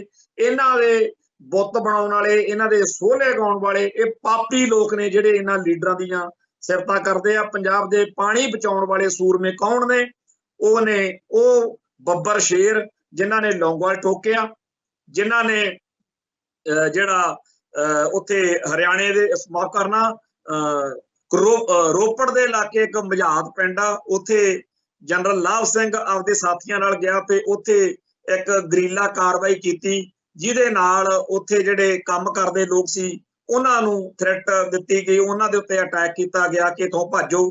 ਫਿਰ ਰਹਿੰਦੀ ਖੂੰਦੀ ਕਸਰ ਭਾਈ ਬਲਵਿੰਦਰ ਸਿੰਘ ਜਟਾਣਾ ਤੇ ਉਹਦੇ ਸਾਥੀ ਸਿੰਘਾਂ ਨੇ SYL ਦੇ ਨਾਲ ਜੁੜੇ ਹੋਏ ਦਫ਼ਤਰ ਦੇ ਉੱਤੇ ਹਮਲਾ ਕਰਕੇ ਉੱਥੇ ਕਾਰਵਾਈ ਕੀਤੀ। ਉਸ ਦਿਨ ਤੋਂ ਬਾਅਦ ਫਿਰ ਇੱਕ ਚਮਚਾ ਸੀਮੈਂਟ ਦਾ ਨਹੀਂ ਲੱਗਿਆ। ਬਹੁਤੇ ਸਾਡੇ ਲੋਕਾਂ ਨੂੰ ਹੁਣ ਪਤਾ ਲੱਗਿਆ ਜਿੱਦਣ ਭਾਈ ਮਾਫ ਕਰਨਾ ਸਿੱਧੂ ਮੂਸੇਵਾਲੇ ਨੇ ਗਾਣਾ ਗਾਇਆ ਬਈ ਬਲਵਿੰਦਰ ਸਿੰਘ ਜਟਾਣੇ ਹੁਣਾਂ ਦਾ। ਪਰ ਅਸੀਂ ਬੜੇ ਲੰਮੇ 2004 ਦੇ ਵਿੱਚ ਅਸੀਂ ਉਹਨਾਂ ਦੇ ਪਿੰਡ ਜਾ ਕੇ ਅਸੀਂ ਉਸ ਨਹਿਰ ਦੇ ਵਿੱਚ ਬਹਿ ਕੇ ਵੀ ਪ੍ਰੋਗਰਾਮ ਕੀਤਾ ਜਿੱਥੇ ਡੇਕਾਂ ਲੱਗੀਆਂ ਹੋਈਆਂ ਨੇ। ਉਹ ਜਦੋਂ ਚੇਤੇ ਕਰਦੇ ਆ ਉਹ ਗੱਲਾਂ ਨੂੰ ਵੀ ਸਾਡੇ ਉਦੋਂ ਲੋਕ ਨਾਲ ਨਹੀਂ ਸੀ ਤੁਰਦੇ, ਡਰਦੇ ਸੀ ਲੋਕ 2004 ਦੇ ਵਿੱਚ ਵੀ ਇਹ ਖਾੜਕੂਆਂ ਦੇ ਦਿਹਾੜੇ ਮਨਾਉਂਦੇ ਆ। ਸੋ ਭਾਈ ਬਲਵਿੰਦਰ ਸਿੰਘ ਜਟਾਣੇ ਵਰਗਾ ਸਾਡਾ ਵੀਰ ਜਿਹਦਾ ਸਾਰਾ ਟੱਬਰ ਜਿਹੜਾ ਸੀ ਸੈਣੀ ਨੇ ਇਸ ਸ਼ੱਕ ਵਿੱਚ ਬਈ ਇਹਨੇ ਬੰਬ ਚਲਾਇਆ, ਜਿਹਦੇ ਬੰਬ ਧਮਾਕੇ ਦੇ ਵਿੱਚ ਸੈਣੀ ਦਾ ਬਚ ਗਿਆ। ਪਰ ਆ ਜਿਹੜਾ ਜਗਵਿੰਦਰ ਪਟਿਆਲ ਪੱਤਰਕਾਰ ਆ, ਇਹਦਾ ਪਿਓ ਤੇ ਹੋਰ ਬਹੁਤ ਸਾਰੇ ਜਿਹੜੇ ਪੁਲਿਸੀਏ ਸੀਗੇ ਉਹ ਉਦੋਂ ਮਾਰੇ ਗਏ। ਖੈਰ ਜਿਹੜੀ ਅੱਜ ਸੁਪਰੀਮ ਕੋਰਟ ਦੇ ਵਿੱਚ ਗੱਲ ਹੋਈ ਆ, ਇਹ ਤੋਂ ਸਾਫ਼ ਸਮਝ ਲਓ ਕਿ ਪਾਣੀ ਤਾਂ ਉਹਨਾਂ ਨੇ ਲੁੱਟਣਾ ਹੀ ਆ। ਇਸ ਖਬਰ ਦੇ ਉੱਤੇ ਕੁਝ ਚਰਚਾ ਇੱਕ ਹੋਰ ਵੱਖਰੇ ਤੌਰ ਦੇ ਉੱਤੇ ਆਪਾਂ ਫੇਰ ਕਰਦੇ ਹਾਂ। ਅਗਲੀ ਜਿਹੜੀ ਗੱਲ ਆ ਉਹ ਇਹ ਆ ਕਿ ਇੱਥੇ ਹੁਣ ਮੀਡੀਆ ਦੇ ਉੱਤੇ ਜਾਣੀ ਕਿ ਇੱਕ ਤਾਂ ਮੀਡੀਆ ਗੋਦੀ ਮੀਡੀਆ ਨਾ ਭਾਰਤ ਦਾ, ਇੱਕ ਹੈਗਾ ਜਿਹੜੇ ਥੋੜੀ ਬਹੁਤੀ ਵੱਖਰੀ ਗੱਲ ਕਰਦੇ। ਸੋ ਇੱਥੇ ਇੱਕ ਨਿਊਜ਼ ਪੋਰਟਲ ਹੈ ਨਿਊਜ਼ ਕਲਿੱਕ, ਉਹਦੀ ਸਾਰੀ ਟੀਮ ਜਿਹੜੀ ਆ ਉਹਦੇ ਦੁਆਲੇ ਹੋਏ ਨੇ। ਕੱਲ ਉਹਨਾਂ ਨੂੰ ਚੱਕ ਲਿਆ ਸੀਗਾ ਤੇ 30 ਤੋਂ ਵੱਧ ਟਿਕਾਣੇ ਜਿਹੜੇ ਨੇ ਪੱਤਰਕਾਰਾਂ ਦੇ ਉੱਤੇ ਛਾਪੇ ਮਾਰ ਕੇ ਵੀ ਉਹਨਾਂ ਤੇ ਕੋਈ ਦੋਸ਼-ਤਾਸ਼ ਜੇ ਮੜ ਕੇ ਵੀ ਇਹ ਸਾਡੀ ਬੋਲੀ ਨਹੀਂ ਬੋਲਦੇ, ਇਹ ਜੀ ਐਂ ਕਰਦੇ ਆ ਉਹ ਕਰਦੇ ਆ, ਉਹਨਾਂ ਸਾਰਿਆਂ ਨੂੰ ਟੰਗਿਆ। ਅੱਜ 7 ਦਿਨ ਦਾ ਪੁਲਿਸ ਰਿਮਾਂਡ ਜਿਹੜਾ ਹੈਗਾ ਉਹ ਦਿੱਤਾ ਗਿਆ। ਇਹ ਗੱਲ ਚੰਗੀ ਤਰ੍ਹਾਂ ਸਮਝ ਲਓ ਕਿ ਜਿਹੜੇ ਨਿਊਜ਼ ਪੋਰਟਲ ਜਾਂ ਮੀਡੀਆ ਅਦਾਰੇ ਜਾਂ ਪੱਤਰਕਾਰ ਗੋਦੀ ਮੀਡੀਆ ਨਹੀਂ ਬਣੇ ਹੋਏ ਜਾਂ ਬੋਲੀ ਨਹੀਂ ਬੋਲਦੇ, ਉਹਨਾਂ ਸਾਰਿਆਂ ਦੇ ਉੱਤੇ ਇਸ ਤਰੀਕੇ ਨਾਲ ਜ਼ੁਲਮ ਕੀਤਾ ਜਾਏਗਾ। ਇਹ ਹੁਣ ਸ਼ੁਰੂਆਤ ਹੋਈ ਆ, ਅੱਗੇ ਕਿਹਦਾ ਨੰਬਰ ਲੱਗਦਾ ਇਹ ਵਾਹਿਗੁਰੂ ਜਾਣੇ। ਪਰ ਗੋਦੀ ਮੀਡੀਆ ਤੋਂ ਬਗੈਰ ਇਹਨਾਂ ਜਿਹੜੇ ਨਿਊਜ਼ ਪੋਰਟਲ ਨੇ ਜਾਂ ਸਾਡੇ ਵਰਗੇ ਹੋਰ ਅਦਾਰੇ ਆ, ਇਹਨਾਂ ਸਾਰਿਆਂ ਨੂੰ ਇਹ ਬਾਹ ਮਰੋੜ ਕੇ ਕਿਹਾ ਜਾ ਰਿਹਾ ਵੀ ਪੈਸੇ ਚੱਕੋ, ਤੁਸੀਂ ਗੋਦੀ ਮੀਡੀਆ ਵਾਂਗੂ ਨਾ ਬਣੋ, ਪਰ ਤੁਸੀਂ ਆਪਦੀ ਥਾਂ ਤੇ ਬਹਿ ਕੇ ਸਾਡੀ ਬੋਲੀ ਬੋਲਦੇ ਰਹੋ। ਤੁਸੀਂ ਸਾਡੇ ਹਿੱਸਾ ਨਾ ਲਗੋ, ਪਰ ਸਾਤੋਂ ਪਰਾਂ ਖੜ ਕੇ ਸਾਡਾ ਪੱਖ ਪੂਰੋ। ਤੋ ਜਿਹੜੇ ਨਹੀਂ ਮੰਨਦੇ ਫਿਰ ਉਹਨਾਂ ਨਾਲ ਇਹ ਜਿਹੜਾ ਕੁਝ ਨਿਊਜ਼ ਕਲਿੱਕ ਨਾਲ ਹੋਇਆ ਇਹ ਹੁੰਦਾ। ਸੋ ਅਗਲੀ ਜਿਹੜੀ ਖਬਰ ਆ ਉਹ ਹੈ ਕਿ ਸ਼੍ਰੋਮਣੀ ਗੁਰਦੁਆਰਾ ਪ੍ਰਬੰਧਕ ਕਮੇਟੀ ਦੀਆਂ ਚੋਣਾਂ ਲਈ ਵੋਟਰ ਸੂਚੀ ਦੀ ਸੁਧਾਈ 21 ਅਕਤੂਬਰ ਤੋਂ ਕਰਨ ਦਾ ਐਲਾਨ ਜਿਹੜਾ ਹੈਗਾ ਸਰਕਾਰ ਨੇ ਕਰ ਦਿੱਤਾ। ਬੜੇ ਲੰਮੇ ਅਰਸੇ ਤੋਂ ਸ਼੍ਰੋਮਣੀ ਗੁਰਦੁਆਰਾ ਪ੍ਰਬੰਧਕ ਕਮੇਟੀ ਦੀਆਂ ਜਿਹੜੀਆਂ ਚੋਣਾਂ ਨੇ ਉਹਦੀ ਮੰਗ ਕੀਤੀ ਜਾ ਰਹੀ ਆ। ਜੇਕਰ ਭਾਰਤ ਦੇ ਵਿੱਚ MLA ਜਾਂ MP ਦੀ ਮੌਤ ਹੋ ਜਾਵੇ, ਕਿਸੇ ਪੰਚਾਇਤ ਦੇ ਵਿੱਚ ਵੀ ਮੌਤ ਹੋ ਜਾਵੇ, ਸਰਪੰਚ ਨੰਬਰਦਾਰ ਪੰਚਾਇਤ ਮੈਂਬਰ ਦੀ, ਉੱਥੇ ਵੀ ਛੇਤੀ ਕਿਹਾ ਜਾਂਦਾ ਵੀ ਇਲੈਕਸ਼ਨ ਕਰਵਾ ਕੇ ਜਨਤਾ ਦੀ ਰਾਏ ਦੇ ਹਿਸਾਬ ਨਾਲ ਅਹੁਦਾ ਭਰਿਆ ਜਾਵੇ। ਪਰ ਸਾਡੇ ਸ਼੍ਰੋਮਣੀ ਗੁਰਦੁਆਰਾ ਪ੍ਰਬੰਧਕ ਕਮੇਟੀ, ਪਹਿਲੀ ਤਾਂ ਗੱਲ ਇਹ ਆ ਕਿ ਇਹਨਾਂ ਨੇ ਤਾਂ ਆਹ ਜਿਹੜਾ ਪਾਰਲੀਮੈਂਟ ਆ ਜਾਂ ਅਸੈਂਬਲੀਆਂ ਨੇ, ਇਹ 1947 ਤੋਂ ਬਾਅਦ ਜਾਂ 1950 ਤੋਂ ਬਾਅਦ ਵਿੱਚ ਇੱਥੇ ਕਾਇਮ ਕੀਤੀਆਂ, ਜਿਹਦੇ ਵਿੱਚ ਇਹ ਸਰਕਾਰਾਂ ਬਣਾਉਂਦੇ ਆ ਕੇਂਦਰ ਵਾਲੇ ਜਾਂ ਸੂਬਿਆਂ ਵਾਲੇ। ਪਰ ਜਿਹੜੀ ਸ਼੍ਰੋਮਣੀ ਗੁਰਦੁਆਰਾ ਪ੍ਰਬੰਧਕ ਕਮੇਟੀ ਦੀ ਚੋਣ ਜਾਂ ਇਹ ਸਾਰਾ, ਇਹਨੂੰ ਪਾਰਲੀਮੈਂਟ ਕਿਹਾ ਜਾਂਦਾ, ਸਿੱਖ ਪਾਰਲੀਮੈਂਟ। ਤੇ ਇਹਦਾ ਸਾਰਾ ਜਿਹੜਾ ਚੋਣ ਸਿਸਟਮ ਆ ਜਾਂ ਸਾਰਾ ਪ੍ਰਬੰਧ ਆ, ਉਹ ਤਾਂ ਫਿਰ ਤੁਹਾਨੂੰ ਸਾਰਿਆਂ ਨੂੰ ਹੀ ਪਤਾ, ਗੁਰਦੁਆਰਾ ਸੁਧਾਰ ਲਹਿਰ 1920 ਜਦੋਂ ਚੱਲੀ, ਉਸ ਤੋਂ ਬਾਅਦ ਵਿੱਚ ਉਦੋਂ ਤੋਂ ਹੀ ਇਹ ਚੀਜ਼ ਚੱਲਦੀ ਆ ਰਹੀ ਹੈ।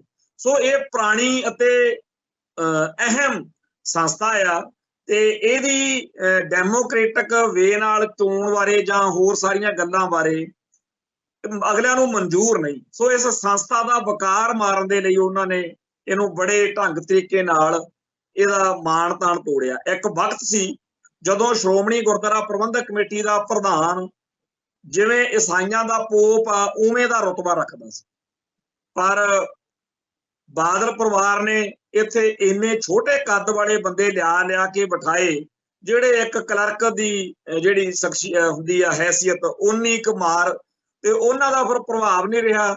ਉਹਨਾਂ ਦਾ ਪ੍ਰਭਾਵ ਪੂਰੀ ਸੰਸਥਾ ਦੇ ਉੱਤੇ ਪਿਆ, ਤੇ ਅੱਜ ਉਹ ਸੰਸਥਾ ਜਿਹੜੀ ਆ ਉਸ ਤਰੀਕੇ ਦੀ ਬਿਲਕੁਲ ਨਹੀਂ ਰਹੀ ਜਿਹੋ ਜਿਹੀ ਹੋਣੀ ਚਾਹੀਦੀ ਸੀ। ਕਿੱਥੇ ਸਿੱਖ ਪਾਰਲੀਮੈਂਟ ਤੇ ਕਿੱਥੇ ਅੱਜ ਇਹ ਸੰਸਥਾ ਬਾਦਲ ਪਰਿਵਾਰ ਦੇ ਸਿਆਸੀ ਸਵਾਰਥਾਂ ਦੀ ਪੂਰਤੀ ਕਰਨ ਵਾਲਾ ਇੱਕ ਪਲੇਟਫਾਰਮ ਬਣ ਕੇ ਰਹਿ ਗਈ। ਕਿੱਥੇ ਸ਼੍ਰੋਮਣੀ ਗੁਰਦੁਆਰਾ ਪ੍ਰਬੰਧਕ ਕਮੇਟੀ ਦੇ ਪ੍ਰਧਾਨ ਦੇ ਕਿਸੇ ਮਸਲੇ ਉੱਤੇ ਜਦੋਂ ਵਿਚਾਰ ਹੁੰਦੇ ਸੀ ਨਾ, ਖਾਲਸਾ ਪੰਥ ਨਾਲ ਸੰਬੰਧਿਤ ਜਾਂ ਪੰਥ ਦੀ ਸਿਆਸਤ ਨਾਲ ਸੰਬੰਧਿਤ ਕੋਈ ਵਿਚਾਰ, ਕੋਈ ਬਿਆਨ ਆਉਂਦਾ ਸੀ, ਤਾਂ ਦਿੱਲੀ ਤੱਕ ਲੋਕਾਂ ਨੂੰ ਜਿਹੜੀ ਸੀਗੀ ਪਤਾ ਲੱਗਦਾ ਸੀ, ਧਮਕ ਪੈਂਦੀ ਸੀ ਵੀ ਆਹ ਗੱਲ ਆਖੀ ਹੈ ਸ਼੍ਰੋਮਣੀ ਕਮੇਟੀ ਦੇ ਪ੍ਰਧਾਨ ਨੇ। ਇੱਕ ਵਕਤ ਆਇਆ ਜਦੋਂ ਬ੍ਰਾਹਮਣਵਾਦ ਦੇ ਅੱਡੇ ਆਰਐਸਐਸ ਨੇ, ਨਾਗਪੁਰ ਨੇ ਆਪਦੀਆਂ ਸਰਗਰਮੀਆਂ ਕੀਤੀਆਂ। ਉਹਨਾਂ ਸਮਿਆਂ ਦੇ ਵਿੱਚ ਵੀ ਖਾਲਸਾ ਪੰਥ ਦੀ ਸਿੱਖ ਪਾਰਲੀਮੈਂਟ ਦੀ ਧਾਕ ਆ ਜਿਹੜੀ ਉਹ ਪੈਂਦੀ ਰਹੀ, ਪਰ ਬਾਦਲ ਕਿਆਂ ਦੀਆਂ ਮਿਹਰਬਾਨੀਆਂ ਸਦਕਾ ਦਿੱਲੀ ਸਿੱਖ ਗੁਰਦੁਆਰਾ ਪ੍ਰਬੰਧਕ ਕਮੇਟੀ, ਪਟਨਾ ਸਾਹਿਬ ਹਜੂਰ ਸਾਹਿਬ ਤਖਤਾਂ ਦੇ ਪ੍ਰਬੰਧਕ ਬੋਰਡ ਆ ਜਿਹੜੇ, ਜਾਂ ਹੋਰ ਸਾਡੀਆਂ ਸੰਸਥਾਵਾਂ, ਇਹਨਾਂ ਸਾਰਿਆਂ ਦਾ ਜਿਸ ਤਰੀਕੇ ਨਾਲ ਘਾਣ ਹੁੰਦਾ ਗਿਆ, ਸ਼੍ਰੋਮਣੀ ਕਮੇਟੀ ਦਾ ਵੀ ਇਹਨਾਂ ਨੇ ਪੂਰੀ ਤਰ੍ਹਾਂ ਨਗੰਦਾ ਕੱਸ ਦਿੱਤਾ ਹੋਇਆ। ਅੱਜ ਇਹਨਾਂ ਦੀ ਲੋੜ ਆ ਸ਼੍ਰੋਮਣੀ ਗੁਰਦੁਆਰਾ ਪ੍ਰਬੰਧਕ ਕਮੇਟੀ ਨੂੰ ਆਪਦੇ ਕਬਜ਼ੇ 'ਚ ਰੱਖਣਾ। ਸੋ ਬਾਦਲ ਪਰਿਵਾਰ ਦੇ ਬਾਰੇ ਕੋਈ ਆਪਾਂ ਦਿਮਾਗ 'ਚ ਵਹਿਮ ਨਾ ਰੱਖਿਓ। ਜਿਹੜੀ ਅਗਲੀ ਇਲੈਕਸ਼ਨ ਆਉਣੀ ਆ ਉਹਨੂੰ ਜਿੱਤਣ ਦੇ ਲਈ ਜੋ ਕੁਝ ਕੀਤਾ ਜਾਏਗਾ, ਕਿਉਂਕਿ ਸਭ ਨੂੰ ਪਤਾ ਡੇਰਾ ਸਰਸੇ ਦੇ ਮਸਲੇ ਜਾਂ ਪੰਥ ਦੁਖੀ ਹੋਰ ਤਾਕਤਾਂ, ਸਿੱਖੀ ਦੀਆਂ ਜੜ੍ਹਾਂ ਵੱਢਣ ਵਾਲੀਆਂ ਸ਼ਖਸੀਅਤਾਂ ਅਤੇ ਪਲੇਟਫਾਰਮਾਂ ਨੂੰ ਜਿਸ ਤਰੀਕੇ ਨਾਲ ਬਾਦਲ ਪਰਿਵਾਰ ਨੇ ਸ਼ਹਿ ਅਤੇ ਸਮਰਥਨ ਦਿੱਤਾ, ਜਿਸ ਤਰੀਕੇ ਨਾਲ ਖਾਲਸਾ ਪੰਥ ਦੀ ਚੜ੍ਹਦੀ ਕਲਾ ਲੋਚਣ ਵਾਲਿਆਂ ਨੂੰ ਜਲੀਲ ਕੀਤਾ, ਟਾਰਗੇਟ ਕੀਤਾ, ਤੇ ਭਾਰਤੀ ਸਿਸਟਮ ਦਾ ਹੱਥ ਟੋਕਾ ਬਣ ਕੇ ਹਰ ਉਸ ਬੰਦੇ ਦਾ ਜਿਹੜਾ ਉਹਨੂੰ ਨਿਸ਼ਾਨਾ ਬਣਾਇਆ ਜਿਹੜਾ ਪੰਥ ਦੀ ਚੜ੍ਹਦੀ ਕਲਾ ਲੋਚਦਾ। ਤੋ ਉਸ ਗੱਲ ਦੇ ਕਰਕੇ ਇਹਨਾਂ ਨੂੰ ਪਤਾ ਕਿ ਸਾਡੇ ਇਸ ਮਾਹੌਲ ਦੇ ਵਿੱਚ ਵੋਟ ਜਿਹੜੀ ਸਾਨੂੰ ਨਹੀਂ ਪੈ ਸਕਦੀ। ਸੋ ਜਿੱਤਣ ਦੇ ਲਈ ਫਿਰ ਕੀ ਕਰਨਗੇ ਉਹ ਆਉਣ ਵਾਲੇ ਵਕਤ ਵਿੱਚ ਸਾਰਿਆਂ ਦੇ ਸਾਹਮਣੇ ਆ ਜਾਣਾ। ਪਿਛਲੀ ਵਾਰੀ ਇਲੈਕਸ਼ਨ ਜਿੱਤਣ ਦੇ ਲਈ ਜੋ ਕੁਝ ਕੀਤਾ ਉਦੋਂ ਸਾਰਾ ਕੁਝ ਚਰਚਾ 'ਚ ਆਇਆ ਸੀ ਕਿ ਕਿਵੇਂ ਯੂਪੀ ਬਿਹਾਰ ਦੇ ਲੋਕਾਂ ਦੀਆਂ ਵੋਟਾਂ ਬਣਵਾ ਕੇ ਜਾਂ ਬੂਥ ਕੈਪਚਰਿੰਗ ਕਰਕੇ ਗੁੰਡੇਗਰਦੀ ਬਦਮਾਸ਼ੀ ਦੇ ਨਾਲ ਇਹ ਸਾਰਾ ਕੁਝ ਕੀਤਾ ਗਿਆ ਸੀ। ਅੱਜ ਮਾਹੌਲ ਕੁਝ ਹੋਰ ਆ। ਖਾਲਸਾ ਪੰਥ ਦੇ ਸਾਹਮਣੇ ਬਹੁਤ ਵੱਡੀ ਇੱਕ ਇਹ ਲੜਾਈ ਆ ਕਿ ਸਿੱਖਾਂ ਦੀ ਸ਼੍ਰੋਮਣੀ ਗੁਰਦੁਆਰਾ ਪ੍ਰਬੰਧਕ ਕਮੇਟੀ ਉੱਤੇ ਵੀ ਕਾਬਜ ਉਹ ਧਿਰ ਵਾ ਜਿਹੜੀ ਦਿੱਲੀ ਦਰਬਾਰ ਦੀ ਚਾਕਰੀ ਕਰਦੀ ਹੈ, ਤੇ ਦਿੱਲੀ ਦਰਬਾਰ ਵੀ ਇਹ ਚਾਹੇਗਾ ਕਿ ਕਦੇ ਵੀ ਇੱਥੇ ਪੰਥ ਦੀ ਚੜ੍ਹਦੀ ਕਲਾ ਲੁੱਟਣ ਵਾਲਿਆਂ ਦਾ ਇੱਥੇ ਇਹਨਾਂ ਕੋਲੇ ਪ੍ਰਬੰਧ ਨਾ ਚਲਾ ਜਾਵੇ। ਤੇ ਇਹ ਗੱਲ ਬੜੀ ਚੇਤੇ ਰੱਖਣ ਵਾਲੀ ਆ ਕਿ ਉਹ ਕਹਿੰਦੇ ਆ ਜੀ ਇੱਥੇ ਖਾਲਿਸਤਾਨੀ ਜਾਂ ਪੰਥਕ ਸੋਚ ਵਾਲੇ ਅਸੀਂ ਜਿੱਤਣ ਨਹੀਂ ਦੇ ਸਕਦੇ, ਸਾਡੀ ਮਜਬੂਰੀ ਆ, ਕਿਉਂਕਿ ਫਿਰ ਇਹ ਇੱਕ ਬਾਰਡਰ ਸਟੇਟ ਆ, ਸਿੱਖਾਂ 'ਚ ਪੋਟੈਂਸ਼ੀਅਲ ਆ। ਕੱਲ ਕਲਾ ਨੂੰ ਇੱਥੇ ਕੋਈ ਇਹੋ ਜਿਹੀ ਸਿੱਖ ਸ਼ਖਸੀਅਤ ਜਿਹੜੀ ਪ੍ਰਧਾਨ ਬਣ ਜੇ ਜਾਂ ਉਹ ਫਿਰ ਅਕਾਲ ਤਖਤ ਦਾ ਜਥੇਦਾਰ ਵੀ ਉਹੋ ਜਿਹਾ ਲਾ ਦੇਣ ਤੇ ਹੋਰ ਵੀ ਸਾਰੀ ਸਿਆਸਤ ਹੀ ਹਿੱਲ ਜਾਣੀ ਆ ਸ਼੍ਰੋਮਣੀ ਕਮੇਟੀ ਉੱਤੇ। ਸੋ ਇਹ ਖਾਲਸਾ ਪੰਥ ਲਈ ਇੱਕ ਬਹੁਤ ਹੀ ਵੱਡੀ ਲੜਾਈ ਸਾਬਤ ਹੋਏਗੀ ਸ਼੍ਰੋਮਣੀ ਗੁਰਦੁਆਰਾ ਪ੍ਰਬੰਧਕ ਕਮੇਟੀ ਤੋਂ ਭਾਰਤ ਸਰਕਾਰ ਦੇ ਹੱਥ ਠੋਕਿਆਂ ਨੂੰ ਲਾਂਭੇ ਕਰਨਾ। ਖੈਰ, ਸ਼੍ਰੋਮਣੀ ਕਮੇਟੀ ਸੁਪਰੀਮ ਕੋਰਟ ਤੇ ਨਿਊਜ਼ ਪੋਰਟਲ ਨਿਊਜ਼ ਕਲਿੱਕ ਦੇ ਉੱਤੇ ਜਿਹੜਾ ਭਾਰਤੀ ਹਕੂਮਤ ਦਾ ਇਹ ਸਾਰਾ ਨਜ਼ਰੀਆ ਇਹ ਸਾਂਝਾ ਕਰਨ ਤੋਂ ਬਾਅਦ मैं एक बड़ी एक अहम जिहड़ी गल आ वो संगत नाल सांझी करनी चाहुंदा। वो ये है बई इत्थे दो अखर इन्हां दिनां च साडे लोकां च बड़ा चल रहा। एक हैगा जी नैशनल इंटरस्ट, एक हैगा बई भारत दी सारे दी जिहड़ी समूहक सांझी जिहड़ी शक्ति आ भावना, जानी कि देश की समूहक भावना, इन्हां गल्लां दे उत्ते थोड़ा जिहा ध्यान देण दी लोड़ आ। नैशनल इंटरस्ट कह के भी चाहे जी भाई हरदीप सिंह निज्जर नूं भारतीय हुकूमत ने कतल करवाया ही होवे कहंदे, पर नैशनल इंटरस्ट नूं मुख रख के तुसीं सिखो चुप कर जो, क्योंकि नहीं इहदे नाल वर्ल्ड लैवल दे उत्ते इंडिया की बदनामी हो। हुण ये गल दे विच की आ कि सिख पंथ मूहरे रखण कि ये देश जिहड़ा सिੱਖੀ ਅਤੇ सिखां दा खोरा खोज मटाउण ते तुरिया होया इहनूं तरजीह देण। ਇਹ सवाल एक बार हजार बार पंथ नूं घेरदा रहा पिछले 70-80 सालां च।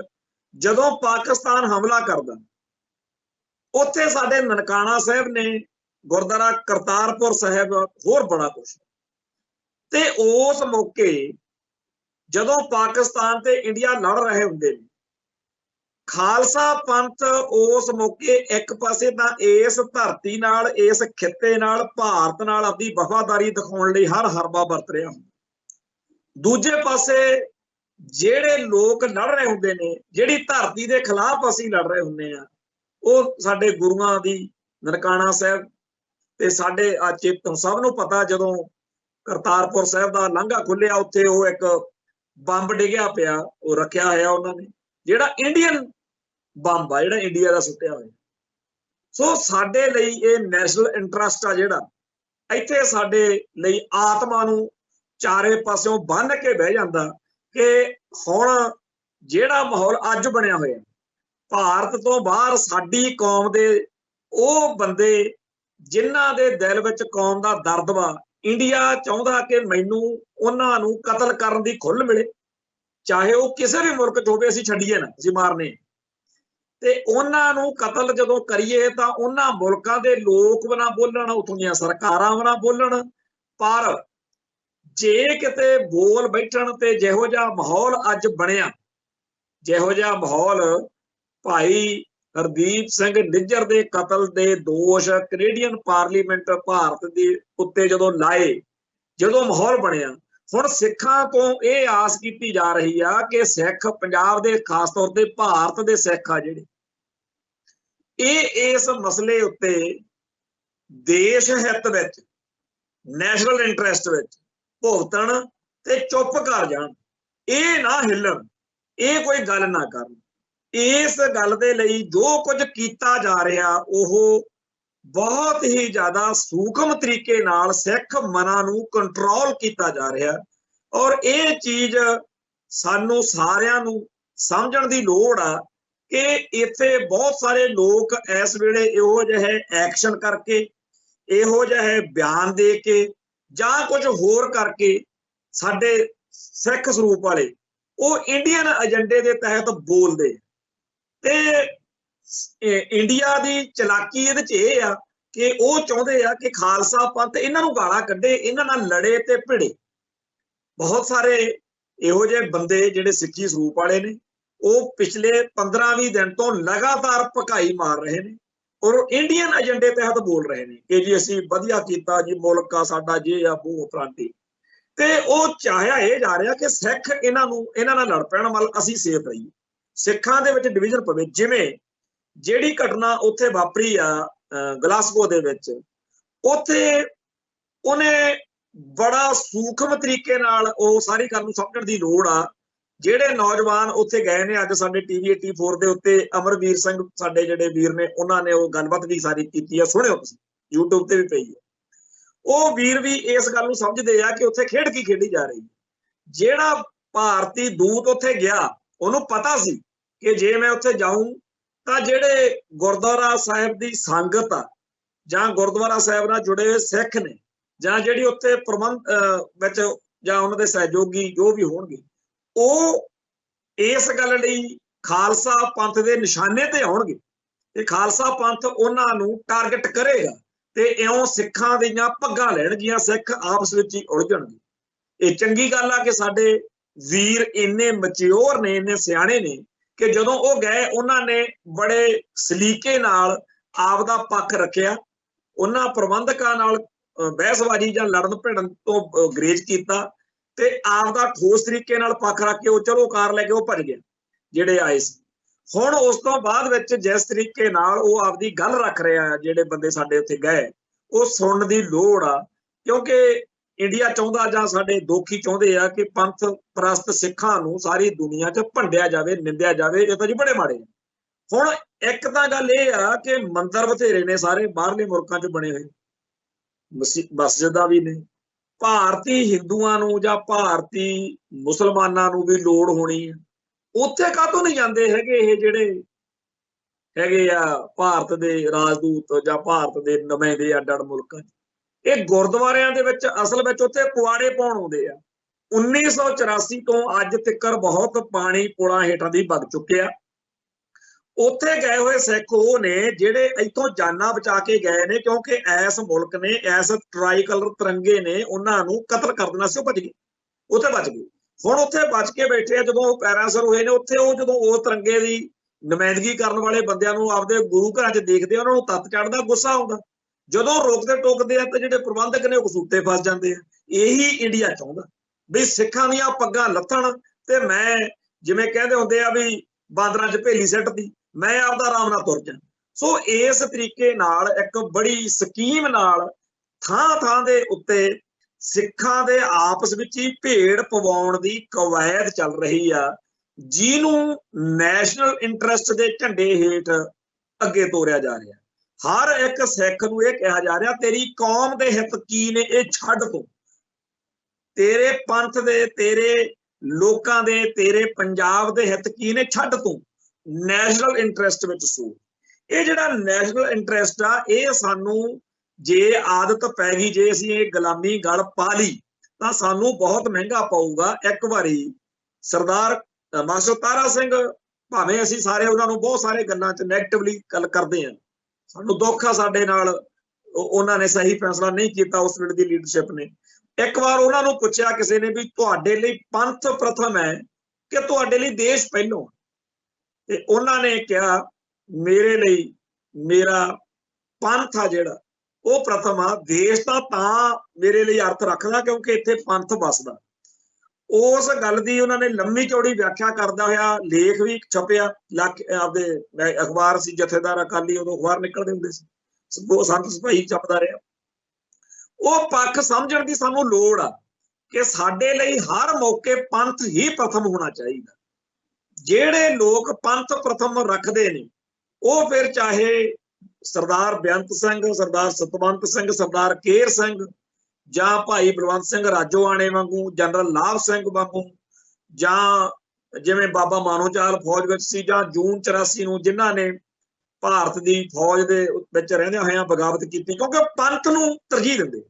वो धर्मी सिख जदों आपां कहने, धर्मी फौजी जदों कहने भी धर्म निभाया, सो सानू हर मौके पंथ नूं तरजीह देण दी बिरती पाउणी, मतलब दुनिया मन्ने कि ये जिहड़े थां ते मर्जी होण, इन्हां ने आपदे पंथ नूं तरजीह देणी। जिन्ना टाइम ये सबक साडे बच्चे नूं रट्टे नहीं लग जांदा, जिन्ना टाइम दुनिया च ये गल स्थापित नहीं हो जाती, उन्ना टाइम साडे लई औखा। वो नैशनल इंटरस्ट दा मकड़ जाल गोरख धंधा फसा के आपां नूं उस जाल विच फला लैंदे आ, जिहदे विच साडे बंदे नूं घेरा पै जांदा, दचित्ती च फस जांदा कि मैं नैशनल इंटरस्ट विच देश विच भुगतना कि मैं दूजे पासे भुगतना। इसे करतूत दे तहत फस के बंदा KPS गिल बनदा। इसे हुण जे आ जिहड़ा नैशनल इंटरस्ट वा यही दहाई पा के भी देश के हित ने कि जी हरियाणा किहड़ा बखरा, राजस्थान किहड़ा बखरा, ये भी अपना, इन्हां नूं भी तां पानी चाहिदा वा, पानी पंजाब किहड़ा मर लग्या तुसीं वो करके अगले लुट के ले। ये नैशनल इंटरस्ट सिੱਖੀ ਦਾ पंजाब ਦਾ दुश्मन आ। इस गल नूं समझे बगैर साडा पार उतारा नहीं होना। बड़ियां घटनावां, बड़ियां गल्लां दे राहीं ये गल सानूं दसी जा सकती है, समझाई जा सकती है, समझ आनी चाहिए है, पर साडे बंदे इस ट्रैप नूं अजे महसूस ही नहीं कर पा रहे, समझना की। सो मैं फिर बेनती करदा कि नैशनल इंटरस्ट के नां ते कौम नाल गदारी करन दा जिहड़ा खेड चल रहा भी असीं तां जी इस मुल्क लई, इस तिरंगे लई जान दे देंगे। किहड़ा मुल्क, किहड़ा तिरंगा? वो तिरंगा जिहड़ा अकाल तख्त साहिब ते बंबारमेंट करन वाले टैंकां ते झूलदा सी।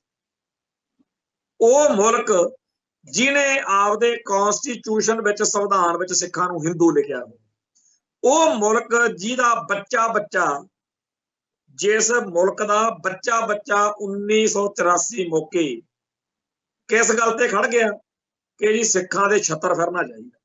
ਚੇਤੇ ਕਰੋ ਸੰਤ ਗਿਆਨੀ ਜਰਨੈਲ ਸਿੰਘ ਜੀ ਖਾਲਸਾ ਭਿੰਡਰਾਂ ਵਾਲਿਆਂ ਦੇ, ਜਿਨ੍ਹਾਂ ਨੂੰ ਸਿੱਖ ਸਦੀ ਦਾ ਮਹਾਨ ਸਿੱਖ ਐਲਾਨੇ, ਉਹਨਾਂ ਨੇ ਇਹ ਬਚਨ ਕਹੇ ਸੀ ਕਿ ਅੱਜ ਸਿੱਖ ਦੀ ਪੱਗ ਲਾਉਣ ਲਈ ਸਾਰੇ ਭਾਰਤ ਦਾ ਹਿੰਦੂ ਇੱਕ ਪਲੇਟਫਾਰਮ ਤੇ ਇਕੱਠਾ ਹੋਇਆ। 84 ਵਾਪਰੀ, ਜੂਨ ਵਾਪਰਿਆ, ਸਾਡੇ ਬੰਦਿਆਂ ਨੇ ਭਕਾਈ ਮਾਰੀ ਕਿ ਜੀ ਅੰਦਰ ਫੌਜ ਨਾਲ ਲੜਨ ਲਈ ਜਦੋਂ ਤਿਆਰ ਬੈਠੇ ਸੀ, ਹੋਰ ਫਿਰ ਮੁਲਕ ਦੀ ਜਿਹੜੀ ਸਰਕਾਰ ਆ ਉਹ ਕੀ ਕਰਦੀ। ਪਰ ਇਹਨਾਂ ਸਾਰਿਆਂ ਦੇ ਦੰਦ ਜੁੜ ਗਏ। ਫਿਰ ਇਹਨਾਂ ਤੋਂ ਗੱਲ ਨਾ ਹੋਵੇ। ਜਿੱਦਣ ਨਵੰਬਰ 84 ਵਾਪਰ ਗਿਆ ਵੀ ਰੋਟੀ ਵਾਲਾ ਡੱਬਾ ਲੈ ਕੇ ਕੰਮ ਤੇ ਚੱਲਿਆ ਵੀ ਨਿਆਣਿਆਂ ਨੂੰ ਹੱਥ ਨੇ 4 ਪੈਸੇ ਲੈ ਕੇ ਆਉਂ, ਤੇ ਅਗਲਿਆਂ ਨੇ ਗਲ 'ਚ ਪੈਰ ਪਾ ਕੇ ਸਾੜਤਾ ਵੀ ਤੂੰ ਸਿੱਖ। ਉਹਨੂੰ ਵਿਚਾਰੇ ਨੂੰ ਇਹ ਵੀ ਨਹੀਂ ਪਤਾ ਵੀ ਇੱਥੇ ਬੇਅੰਤ ਸਿੰਘ ਤੇ ਸਤਵੰਤ ਸਿੰਘ ਤੇ ਕੇਰ ਸਿੰਘ ਨਾਂ ਦੇ ਕੋਈ ਬੰਦੇ ਦਿੱਲੀ 'ਚ ਜੌਬ ਕਰਦੇ ਆ, ਜਿਨ੍ਹਾਂ ਨੇ ਇੰਦਰਾ ਮਾਰਤੀ। ਤੇ ਉਹ ਤਾਂ ਆਪਦੇ ਮਹੱਲੇ ਦੇ ਵਿੱਚ ਹਰ ਵਾਰੀ ਹੋ ਸਕਦਾ ਕਾਂਗਰਸ ਨੂੰ ਵੀ ਵੋਟਾਂ ਪਾਉਂਦਾ ਹੋਵੇ, ਉਹ ਕਹਿੰਦੇ ਨਹੀਂ ਤੇਰੇ ਤੋਂ ਸਾਨੂੰ ਭਿੰਡਰਾਂ ਵਾਲਾ ਦਿਖਦਾ। ਜੋ ਕੁਝ ਨਵੰਬਰ 84 ਚ ਵਾਪਰਿਆ, ਉਹਨੇ ਸਾਰੇ ਦੇ ਸਾਰੇ ਉਹ ਸਿੱਖ ਜਿਨ੍ਹਾਂ ਨੂੰ ਰਾਸ਼ਟਰਵਾਦ ਦਾ ਬੁਖਾਰ ਚੜਿਆ ਹੁੰਦਾ, ਉਹਨਾਂ ਦੇ ਬੁੱਲ ਜੋੜਦੇ ਵੀ ਹੁਣ ਕੀ ਕਹੀ। ਉਦੋਂ ਤਾਂ ਕਹਿੰਦੇ ਸੀ ਜੂਨ 84 ਨੂੰ ਹੋਰ ਕੀ ਕਰਦੀ ਸਰਕਾਰ, ਭਿੰਡਰਾਂ ਵਾਲਾ ਬੈਠਾ ਸੀ। ਤੋ ਜਿਹੜੇ ਲੱਡੂ ਵੰਡਣ ਵਾਲੇ ਸੀ, ਜਿਹੜੇ ਭੰਗੜੇ ਪਾਉਣ ਵਾਲੇ ਸੀ, ਉਹਨਾਂ ਨੂੰ ਇਸ ਗੱਲ ਦੇ ਵਿੱਚ ਹੋਰ ਵੀ ਜ਼ਿਆਦਾ ਵਧੀਆ ਲੱਗਿਆ ਹੁਣ ਕਿ ਅਸੀਂ ਤਾਂ ਪੰਜਾਬ ਦੇ ਵਿੱਚ ਹੀ ਚਾਹੁੰਦੇ ਸੀ ਇਹਨਾਂ ਦੇ, ਇਹ ਤਾਂ ਦਿੱਲੀ 'ਚ ਵੀ ਹੋਇਆ ਕੰਮ। ਤੇ ਸਾਰੇ ਮੁਲਕ ਨੂੰ ਫਿਰ ਇੱਕ ਮੌਕਾ ਮਿਲਿਆ ਕਿ ਉਹ ਸਿੱਖੀ ਦਾ ਜਾਂ ਪੰਥ ਦਾ ਜਾਂ ਪੰਜਾਬ ਦਾ, ਸਾਡੇ ਦਰਦ ਦਾ ਕੋਈ ਅਹਿਸਾਸ ਕਰਦੇ ਆ ਜਾਂ ਉਹ ਕੀ ਸੋਚਦੇ ਆ। ਉਹ ਸੀ 1984 ਦੀਆਂ ਉਹ ਇਲੈਕਸ਼ਨਾਂ, ਜਦੋਂ ਇੰਦਰਾ ਗਾਂਧੀ ਦੇ ਮਰਨ ਤੋਂ ਬਾਅਦ ਰਾਜੀਵ ਗਾਂਧੀ ਇਲੈਕਟਡ ਪ੍ਰੈਜ਼ੀਡੈਂਟ, ਪ੍ਰਧਾਨ ਮੰਤਰੀ, ਮਾਫ ਕਰਨਾ, ਪ੍ਰਾਈਮ ਮਿਨਿਸਟਰ ਬਣਦਾ, ਕਾਂਗਰਸ ਜਿੱਤਦੀ। ਦੁਨੀਆ ਦੇ ਵਿੱਚ ਜਦੋਂ ਤੋਂ ਵੋਟਾਂ ਪਈਆਂ ਨੇ ਤੇ ਜਦੋਂ ਤੋਂ ਭਾਰਤ ਵਿੱਚ ਵੋਟਾਂ ਪਈਆਂ ਨੇ, 1984 ਦੇ ਵਿੱਚ ਇੰਦਰਾ ਦੇ ਮਰਨ ਤੋਂ ਬਾਅਦ, ਅਕਾਲ ਤਖਤ ਸਾਹਿਬ ਜਾਂ ਨਵੰਬਰ 84 ਦੇ ਕਤਲੇਆਮ ਤੋਂ ਬਾਅਦ ਇੱਕ ਰਿਕਾਰਡ ਤੋੜ MP ਉਹਦੇ ਜਿੱਤੇ ਤੇ ਵਰਲਡ ਰਿਕਾਰਡ ਹੀ ਟੁੱਟ ਗਿਆ ਵੀ ਜਿੰਨੀ ਵੋਟ ਉਹਨਾਂ ਨੂੰ ਪਈ। ਸਾਰੇ ਭਾਰਤ ਨੇ ਇਹ ਦਿਖਾਇਆ ਕਿ ਸਾਤੋਂ ਤਾਂ ਉਦੋਂ ਟੈਂਕ ਤੋਪ ਨਹੀਂ ਚਲਾ ਹੋਈ, ਸਾਤੋਂ ਤਾਂ ਗਲਾਂ 'ਚ ਟਾਇਰ ਪਾਉਣ ਲਈ ਨਵੰਬਰ 84 ਮੌਕੇ ਨਹੀਂ ਆਇਆ, ਅਸੀਂ ਤੁਹਾਨੂੰ ਵੋਟ ਪਾਉਣੀ। ਇਹ ਵੀ ਇੱਕ ਤਰੀਕਾ ਹੁੰਦਾ ਨਾ। ਸੋ ਸਾਰੇ ਮੁਲਕ ਨੇ ਕਾਂਗਰਸ ਨੂੰ, ਜਿਹੜੀ 1984 ਵਿੱਚ ਵੋਟ ਰਾਹੀਂ ਹਮਾਇਤ ਦਿੱਤੀ, ਉਹ ਸੰਤਾਂ ਦੇ ਉਹ ਬਚਨ ਸੀ ਜਿਹੜੇ ਕਹਿੰਦੇ ਸੀ ਵੀ ਸਾਰਾ ਮੁਲਕ ਦਾ ਜਿਹੜਾ, ਇਹੀ ਗੱਲ ਹੁਣ ਅੱਗੇ ਚੱਲ ਰਹੀ ਹੈ ਕਿ ਨੈਸ਼ਨਲ ਇੰਟਰਸਟ ਦੇ ਨਾਂ ਤੇ ਸਾਰੇ ਭਾਰਤ ਦੇ ਲੋਕਾਂ ਨੂੰ ਇਕੱਠਾ ਕੀਤਾ ਜਾ ਰਿਹਾ ਕਿ ਇਹ ਜਿਹੜੇ ਸਿੱਖ ਨੇ ਇਹ ਵੱਖਵਾਦੀ ਨੇ, ਇਹ ਅੱਤਵਾਦੀ ਨੇ, ਇਹ ਖਾਲਿਸਤਾਨੀ ਨੇ, ਇਹਨਾਂ ਨੂੰ ਅਕਲ ਦੇਣੀ। ਇਸ ਗੱਲ ਦੇ ਲਈ ਜਿਹੜਾ ਮਾਹੌਲ ਸਿਰਜਿਆ ਜਾ ਰਿਹਾ, ਇਹਨੂੰ ਨੈਸ਼ਨਲ ਇੰਟਰਸਟ ਦੇ ਝੰਡੇ ਹੇਠ ਹੀ ਸਿਰਜਿਆ ਜਾ ਰਿਹਾ। ਬਈ ਜੀ ਮੁਲਕ ਦਾ ਆਪਣੇ ਦਾ ਇੰਟਰਸਟ ਹੀ ਇਸ ਗੱਲ 'ਚ ਨਹੀਂ, ਆਪਣਾ ਇਹਨਾਂ ਨੇ ਖਾਲਿਸਤਾਨ ਲੈ ਜਾਣਾ ਜੀ, ਮੁਲਕ ਦੇ ਟੁਕੜੇ ਕਰ ਦੇਣਗੇ, ਇਹ ਦੇਸ਼ ਦੀ ਏਕਤਾ ਤੇ ਅਖੰਡਤਾ ਦੇ ਦੁਸ਼ਮਣ। ਕਿਹੜਾ ਦੇਸ਼? ਉਹ ਦੇਸ਼ ਜਿਹਨੇ ਪਹਿਲਾਂ ਤਾਂ ਸਾਡੇ ਬੰਦੇ ਨੂੰ ਹਰੇਕ ਹੀ ਕਹਿੰਦੇ, ਸਾਡੇ ਵਿੱਚੋਂ ਵੀ ਬੰਦੇ ਕਹਿੰਦੇ ਸੀਗੇ ਵੀ ਜਿੰਨਾ ਟਾਈਮ ਗੋਲਾਬਾਰੀ ਬੰਦ ਨਹੀਂ ਹੁੰਦੀ ਉਦੋਂ ਤੱਕ ਤੁਹਾਡੀ ਕਿਹਨੇ ਸੁਣਨੀ ਹੈ, ਤੇ ਜਿੱਦਣ ਗੋਲਾਬਾਰੀ ਹੁਣ ਬੰਦ ਵਾ ਹੁਣ ਕਿਹਨੇ ਸੁਣ ਲਈ? ਆਇਆ ਕੋਈ ਪਿਛਲੇ 25 ਸਾਲਾਂ ਵਿੱਚ ਜਿਹਨੇ ਅੱਗੇ ਕਿਹਾ ਹੋਵੇ ਸਿੱਖੋ ਬੈਠੋ ਆਪਾਂ ਬਹਿ ਕੇ ਗੱਲ ਕਰਦੇ ਹਾਂ, ਤੁਹਾਡੇ ਦਫ਼ਤਰ ਕੀ ਆ, ਤੁਹਾਡੇ ਰੌਲੇ ਕੀ ਆ, ਠੀਕ ਆ ਜਿਹੜਾ ਕੁਝ ਵਾਪਰ ਗਿਆ ਉਹਦੇ ਬਾਰੇ ਆਪਾਂ ਵੱਖਰੀ ਗੱਲ ਕਰਦੇ ਹਾਂ, ਹੱਲ ਤਾਂ ਕੋਈ ਨਾ ਕੋਈ ਟੇਬਲ ਤੇ ਨਿਕਲਣਾ। ਆ ਜਾਓ, ਕੋਈ ਆਇਆ, ਕੋਈ ਸੁਣਦਾ? ਹੁਣ ਤੱਕ ਆਇਆ ਕੋਈ ਨਾ, ਕਿਸੇ ਨੇ ਕਹਾ ਹੋਣਾ। ਸੋ ਜਿਹੜੇ ਸਾਡੇ ਮਸਲੇ ਮਸਾਇਲ ਸੀ ਉਹ ਸਾਨੂੰ ਇੱਥੇ ਤੱਕ ਲੈ ਆਏ ਕਿ ਅਗਲਾ ਨੇ ਟੈਂਕਾਂ ਤੋਪਾਂ ਨਾਲ ਵੀ ਤੁਹਾਡੀ ਗੱਲ ਨਹੀਂ ਸੁਣਨੀ। ਕਿਹੜੇ ਦਰਿਆਈ ਪਾਣੀ ਮਾਰੋ, ਛਤਰਿਆਂ ਤੇ ਮਾਰੋ, ਗੋਲੀਆਂ ਉਡਾ ਦਿਓ, ਇਹਨਾਂ ਦਾ ਅਕਾਲ ਤਖਤ। ਕਿਹੜੇ ਪੰਜਾਬ ਦੇ ਮਸਲੇ? ਆਹ ਸਾਡਾ ਹਾਲ। ਉਲਟਾ ਸਾਡੇ ਗਾਲ ਪਹਿਲੋਂ ਵਾਲੇ ਤਾਂ ਮਸਲੇ ਕੀ ਹੱਲ ਹੋਣੇ ਸੀ ਨਵੇਂ ਪੈ ਗਏ। ਸੋ ਇਹ ਸਾਰੇ ਕਾਸੇ ਦੇ ਵਿੱਚ ਸਿੱਖਾਂ ਨੂੰ ਕੁੱਟ-ਕੁੱਟ ਕੇ ਛਿੱਤਰ ਫੇਰ ਕੇ ਤਾਂ ਖਾਲਿਸਤਾਨ ਦੇ ਰਾਹ ਤੋਰਿਆ। ਹੁਣ ਕਹਿੰਦੇ ਨੇ ਜੀ ਇਹ ਖਾਲਿਸਤਾਨ ਬਣ ਗਿਆ, ਇਹ ਜੀ ਨੈਸ਼ਨਲ ਇੰਟਰਸਟ ਦੇ ਖਿਲਾਫ ਹੋ ਗਿਆ। ਹੁਣ ਇਸ ਮੁਲਕ ਦੇ ਵਿੱਚ ਦੇਸ਼ ਦੇ ਲੋਕਾਂ ਨੂੰ ਕਿਹੋ ਜਿਹਾ ਬਣਾਇਆ ਜਾ ਰਿਹਾ ਉਹਨੂੰ ਸਮਝਣ ਦੀ ਲੋੜ ਆ। ਪਿਛਲੇ ਦਿਨੀ ਅਗਸਤ ਦੇ ਪਹਿਲੇ ਦਿਨਾਂ ਦੇ ਵਿੱਚ ਇੱਕ ਘਟਨਾ ਵਾਪਰੀ ਮਹਾਰਾਸ਼ਟਰ ਦੇ ਵਿੱਚ। ਇੱਕ ਚੇਤਨ ਸਿੰਘ ਨਾਂ ਦੇ ਮੁਲਾਜ਼ਮ ਸੀਗਾ, ਉਹ ਜਿਹੜੀ ਇਹਨਾਂ ਦੀ ਫੌਜ ਉਹਨੂੰ ਕਰਦੀ ਆ ਰੇਲਵੇ ਗਾਰਡ ਜਿਹੜੀ, ਉਹਨੇ ਚੇਤਨ ਸਿੰਘ ਨੇ ਆਪਦੀ ਗਨ ਚੱਕੀ, 3-4 ਬੰਦੇ ਗੱਡੀ ਦੇ ਵਿੱਚ ਗੋਲੀਆਂ ਮਾਰ ਕੇ ਮਾਰ ਸੁੱਟੇ, ਕਿਉਂਕਿ ਉਹ ਕਹਿੰਦਾ ਸੀਗਾ ਵੀ ਇਹ ਜੀ ਮਤਲਬ ਕਿ ਮੋਦੀ ਹਿਸਾਬ ਦਾ ਭਾਗਵੇਂ ਬ੍ਰਿਗੇਡ ਦੇ ਹਿਸਾਬ ਨਾਲ ਨਹੀਂ ਮਤਲਬ ਚੱਲਦੇ। ਹਾਲਾਂਕਿ ਨਾ ਉਹਨਾਂ ਨੂੰ ਕਦੇ ਉਹ ਮਿਲਿਆ ਗਿਲਿਆ ਵਿਚਾਰੇ, ਉਹ ਮੁਸਲਮਾਨ ਸੀਗੇ ਤੇ ਜੀ ਇਹ ਤਾਂ ਪਾਕਿਸਤਾਨ ਦੇ ਆ ਤਾਂ ਜੀ ਮੁਸਲਮਾਨ ਨੇ ਜੇ ਆ ਵੋ ਆ। ਹੁਣ ਇਸ ਤਰੀਕੇ ਦੇ ਹੀ ਹਜ਼ਾਰਾਂ ਨਹੀਂ ਲੱਖਾਂ ਚੇਤਨ ਸਿੰਘ ਵਰਗੇ ਲੋਕ ਆ ਜਿਹੜੇ ਉਹ ਭਾਗਵੇਂ ਬ੍ਰਿਗੇਡ ਨੇ ਤਿਆਰ ਕੀਤੇ ਆ, ਜਿਨ੍ਹਾਂ ਨੂੰ ਇਹੀ ਮੱਤ ਦਿੱਤੀ ਜਾ ਰਹੀ ਆ ਕਿ ਨੈਸ਼ਨਲ ਇੰਟਰਸਟ ਵਿੱਚ ਤੁਹਾਨੂੰ ਮਤਲਬ ਆਪਾਂ ਨੂੰ ਪਤਾ ਹੀ ਨਹੀਂ ਹੋਣਾ ਵੀ ਆਲੇ ਦੁਆਲੇ ਕਿਹੜਾ ਬੰਦਾ ਚੇਤਨ ਸਿੰਘ ਵਾ, ਤੇ ਜਦੋਂ ਚਾਹਵੇ ਜਿਵੇਂ ਉਹ ਵਿਚਾਰੇ ਉੱਥੇ ਟ੍ਰੇਨ ਜਾਂਦੇ ਸੀ ਆਪਦੇ ਕੰਮਾਂ ਕਾਰਾਂ ਨੂੰ, ਉਹਨਾਂ ਦੇ ਗੋਲੀਆਂ ਮਾਰ ਛੱਡੀਆਂ, ਉਵੇਂ ਸਾਡੇ ਨਾਲ ਕਰ ਲਈ ਆਲੇ ਦੁਆਲੇ ਜਿੱਥੇ ਕੋਈ ਮਰਜ਼ੀ ਉੱਠ ਕੇ ਖੜਾ ਹੋ ਸਕਦਾ। ਸੋ ਇਹ ਸਾਰੇ ਜਿਹੜੇ ਭਾਗਵੇਂ ਬ੍ਰਿਗੇਡ ਨੇ ਫਿਰਕੂ ਭਾਵਨਾ ਨਾਲ ਪੂਰੀ ਤਰ੍ਹਾਂ ਲੈਸ ਲੋਕ ਤਿਆਰ ਕੀਤੇ ਨੇ, ਜਿਹੜੀ ਉਹਨਾਂ ਨੇ ਨਫ਼ਰਤ ਜਿਹੜੀ ਅੱਗ ਉਹਨਾਂ ਨੇ ਪਿਛਲੇ 25-30 ਸਾਲਾਂ ਦੇ ਵਿੱਚ ਹੌਲੀ-ਹੌਲੀ ਲੋਕਾਂ ਦੇ ਮਨਾਂ 'ਚ ਵਸਾਈ, ਉਹਦੇ ਵਿੱਚ ਉਹ ਚੇਤਨ ਸਿੰਘ ਵਰਗੀ ਨਹੀਂ। ਚੇਤਨ ਸਿੰਘ ਇੱਕ ਜੇ ਸੋਚਿਆ ਜਾਵੇ ਨੌਕਰੀ ਪੇਸ਼ਾ ਮੁਲਾਜ਼ਮ ਸੀ, ਨੌਕਰੀ ਉਹ ਕਰਦਾ ਜਿਹਦੇ ਘਰੇ ਰੋਟੀ ਨਹੀਂ ਪੱਕਦੀ। ਕਿਸੇ ਜਿਹੜੇ ਵੱਡੇ ਪੋਲੀਟੀਕਲ ਬੰਦੇ ਆ ਜਾਂ ਇੰਡਸਟਰੀਅਲਿਸਟ ਬੰਦੇ ਆ, ਉਹਨਾਂ ਦੇ ਨਿਆਣੇ ਤਾਂ ਆਉਣੇ ਨਹੀਂ ਫੌਜ ਵਿੱਚ, ਪੁਲਿਸ ਵਿੱਚ ਜਾਂ ਇਹੋ ਜਿਹੀਆਂ ਜਿਹੜੀਆਂ ਫੋਰਸਾਂ ਨੇ, ਤਾਂ ਉਹਦੇ ਤਾਂ ਨਿਆਣੇ ਪਾਲਣੇ ਸੀ। ਭੈਣਾਂ ਭਰਾਵਾਂ ਦਾ ਵੀ ਮੇਰੀ ਭੈਣ ਵਿਆਹੁਣ ਵਾਲੀ ਆ, ਮੈਂ ਭਰਾ ਦਾ ਦੇਖਣਾ, ਉਹ ਤਾਂ ਫਿਕਰਾਂ ਨਾਲ ਹੀ ਮਾਰਿਆ ਪਿਆ ਬੰਦਾ ਹੁੰਦਾ। ਪਰ ਚੇਤਨ ਸਿੰਘ ਨੂੰ ਲੱਗਿਆ ਕਿ ਮੈਂ ਤਾਂ ਹਿੰਦੂ ਰਾਸ਼ਟਰ ਦਾ ਰਾਖਾਂ, ਮੈਂ ਭਾਗਵੇਂ ਬ੍ਰਿਗੇਡ ਦਾ ਬੜਾ, ਉਹਨੇ ਚੱਕ ਕੇ ਉੱਥੇ ਬੰਦੇ ਮਾਰ ਸੁੱਟੇ। ਹੁਣ ਉਹ ਰੋਲੂਗਾ ਜੇਲ੍ਹ ਦੇ ਵਿੱਚ ਜਾਂ ਕੀ ਆ, ਪਰ ਨਹੀਂ, ਉਹਦੇ ਦਿਮਾਗ 'ਚ ਇਹ ਗੱਲ ਕਿਵੇਂ ਬਾੜੀ ਕਿ ਹਰੇਕ ਮੁਸਲਮਾਨ ਮੇਰਾ ਦੁਸ਼ਮਣ ਆ, ਹਰ ਘੱਟ ਗਿਣ। ਔਰ ਹੁਣ ਜਿਹੜਾ ਬਣਾਇਆ ਜਾ ਰਿਹਾ ਉਹ ਕਿਸੇ ਵੀ ਘੱਟ ਗਿਣਤੀ ਨੂੰ ਟਾਰਗੇਟ ਕੀਤਾ ਜਾ ਸਕਦਾ, ਇਕੱਲੇ ਇਹ ਨਾ ਕੋਈ ਵੀ ਚੇਤਨ ਸਿੰਘ ਨੇ ਮੁਸਲਮਾਨ ਮਾਰੇ ਆ। ਇਹ ਸਮਝੋ ਕਿ ਚੇਤਨ ਸਿੰਘ ਵਰਗੀ ਮਾਨਸਿਕਤਾ ਵਾਲੇ ਕਿਸੇ ਮੁਸਲਮਾਨ ਨੂੰ, ਕਿਸੇ ਹਿੰਦੂ, ਕਿਸੇ ਈਸਾਈ ਨੂੰ, ਕਿਸੇ ਦਲਿਤ ਨੂੰ, ਕਿਸੇ ਨੂੰ ਵੀ ਹੋਰ ਨੂੰ ਉਹ ਕਤਲ ਕਰ ਸਕਦੇ ਆ।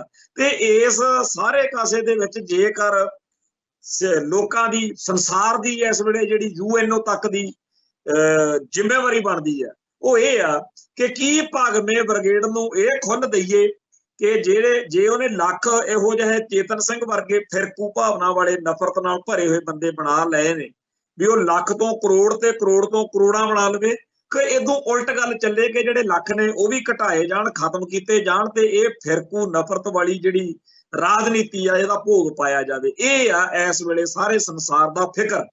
ਹਰ ਇੱਕ ਜਿਹੜਾ ਚੇਤਨ ਮਨੁੱਖ ਵਾ ਉਹਦੀ ਅਕਲ ਇਸ ਗੱਲ 'ਚ ਆ ਕਿ ਉਹ ਕਿਹੜੇ ਪਾਸੇ ਭੁਗਤਦਾ। ਇੱਕ ਪਾਸੇ ਉਹ ਭਾਗਵਾਂ ਬ੍ਰਿਗੇਡ ਜਿਹੜਾ ਫਿਰਕੂ ਨਫ਼ਰਤ ਦਾ ਲੋਕਾਂ ਦੇ ਵਿੱਚ ਵੰਡ ਰਿਹਾ ਪ੍ਰਸ਼ਾਦ ਵਾਂਗੂ ਕਿ ਹਰੇਕ ਨੂੰ ਆਪਾਂ ਚੇਤਨ ਸਿੰਘ ਵਰਗਾ ਬਣਾਉਣਾ, ਤੇ ਦੂਜੇ ਪਾਸੇ ਇਹਦੇ ਉਲਟ ਖੜੇ ਲੋਕ ਨੇ ਜਿਹੜੇ ਫਿਰਕੂ ਭਾਵਨਾ ਦੇ ਉਲਟ ਲੋਕਾਂ ਨੂੰ ਤਿਆਰ ਕਰਨਾ ਚਾਹੁੰਦੇ ਆ। ਇੱਥੇ ਇੱਕ ਗੱਲ ਬੜੀ ਹੋਰ ਜ਼ਰੂਰੀ ਆ ਕਿ ਇਹਨਾਂ ਲੋਕਾਂ ਨੂੰ ਜਿਹੜੀ ਫਿਰਕੂ ਨਫ਼ਰਤ ਨਾਲ ਭਰੇ ਹੋਏ ਨੇ, ਇਹਨਾਂ ਦੇ ਸਾਹਮਣੇ ਅਫਜ਼ਲ ਗੁਰੂ ਨੂੰ ਫਾਂਸੀ ਦਿੱਤੀ ਗਈ।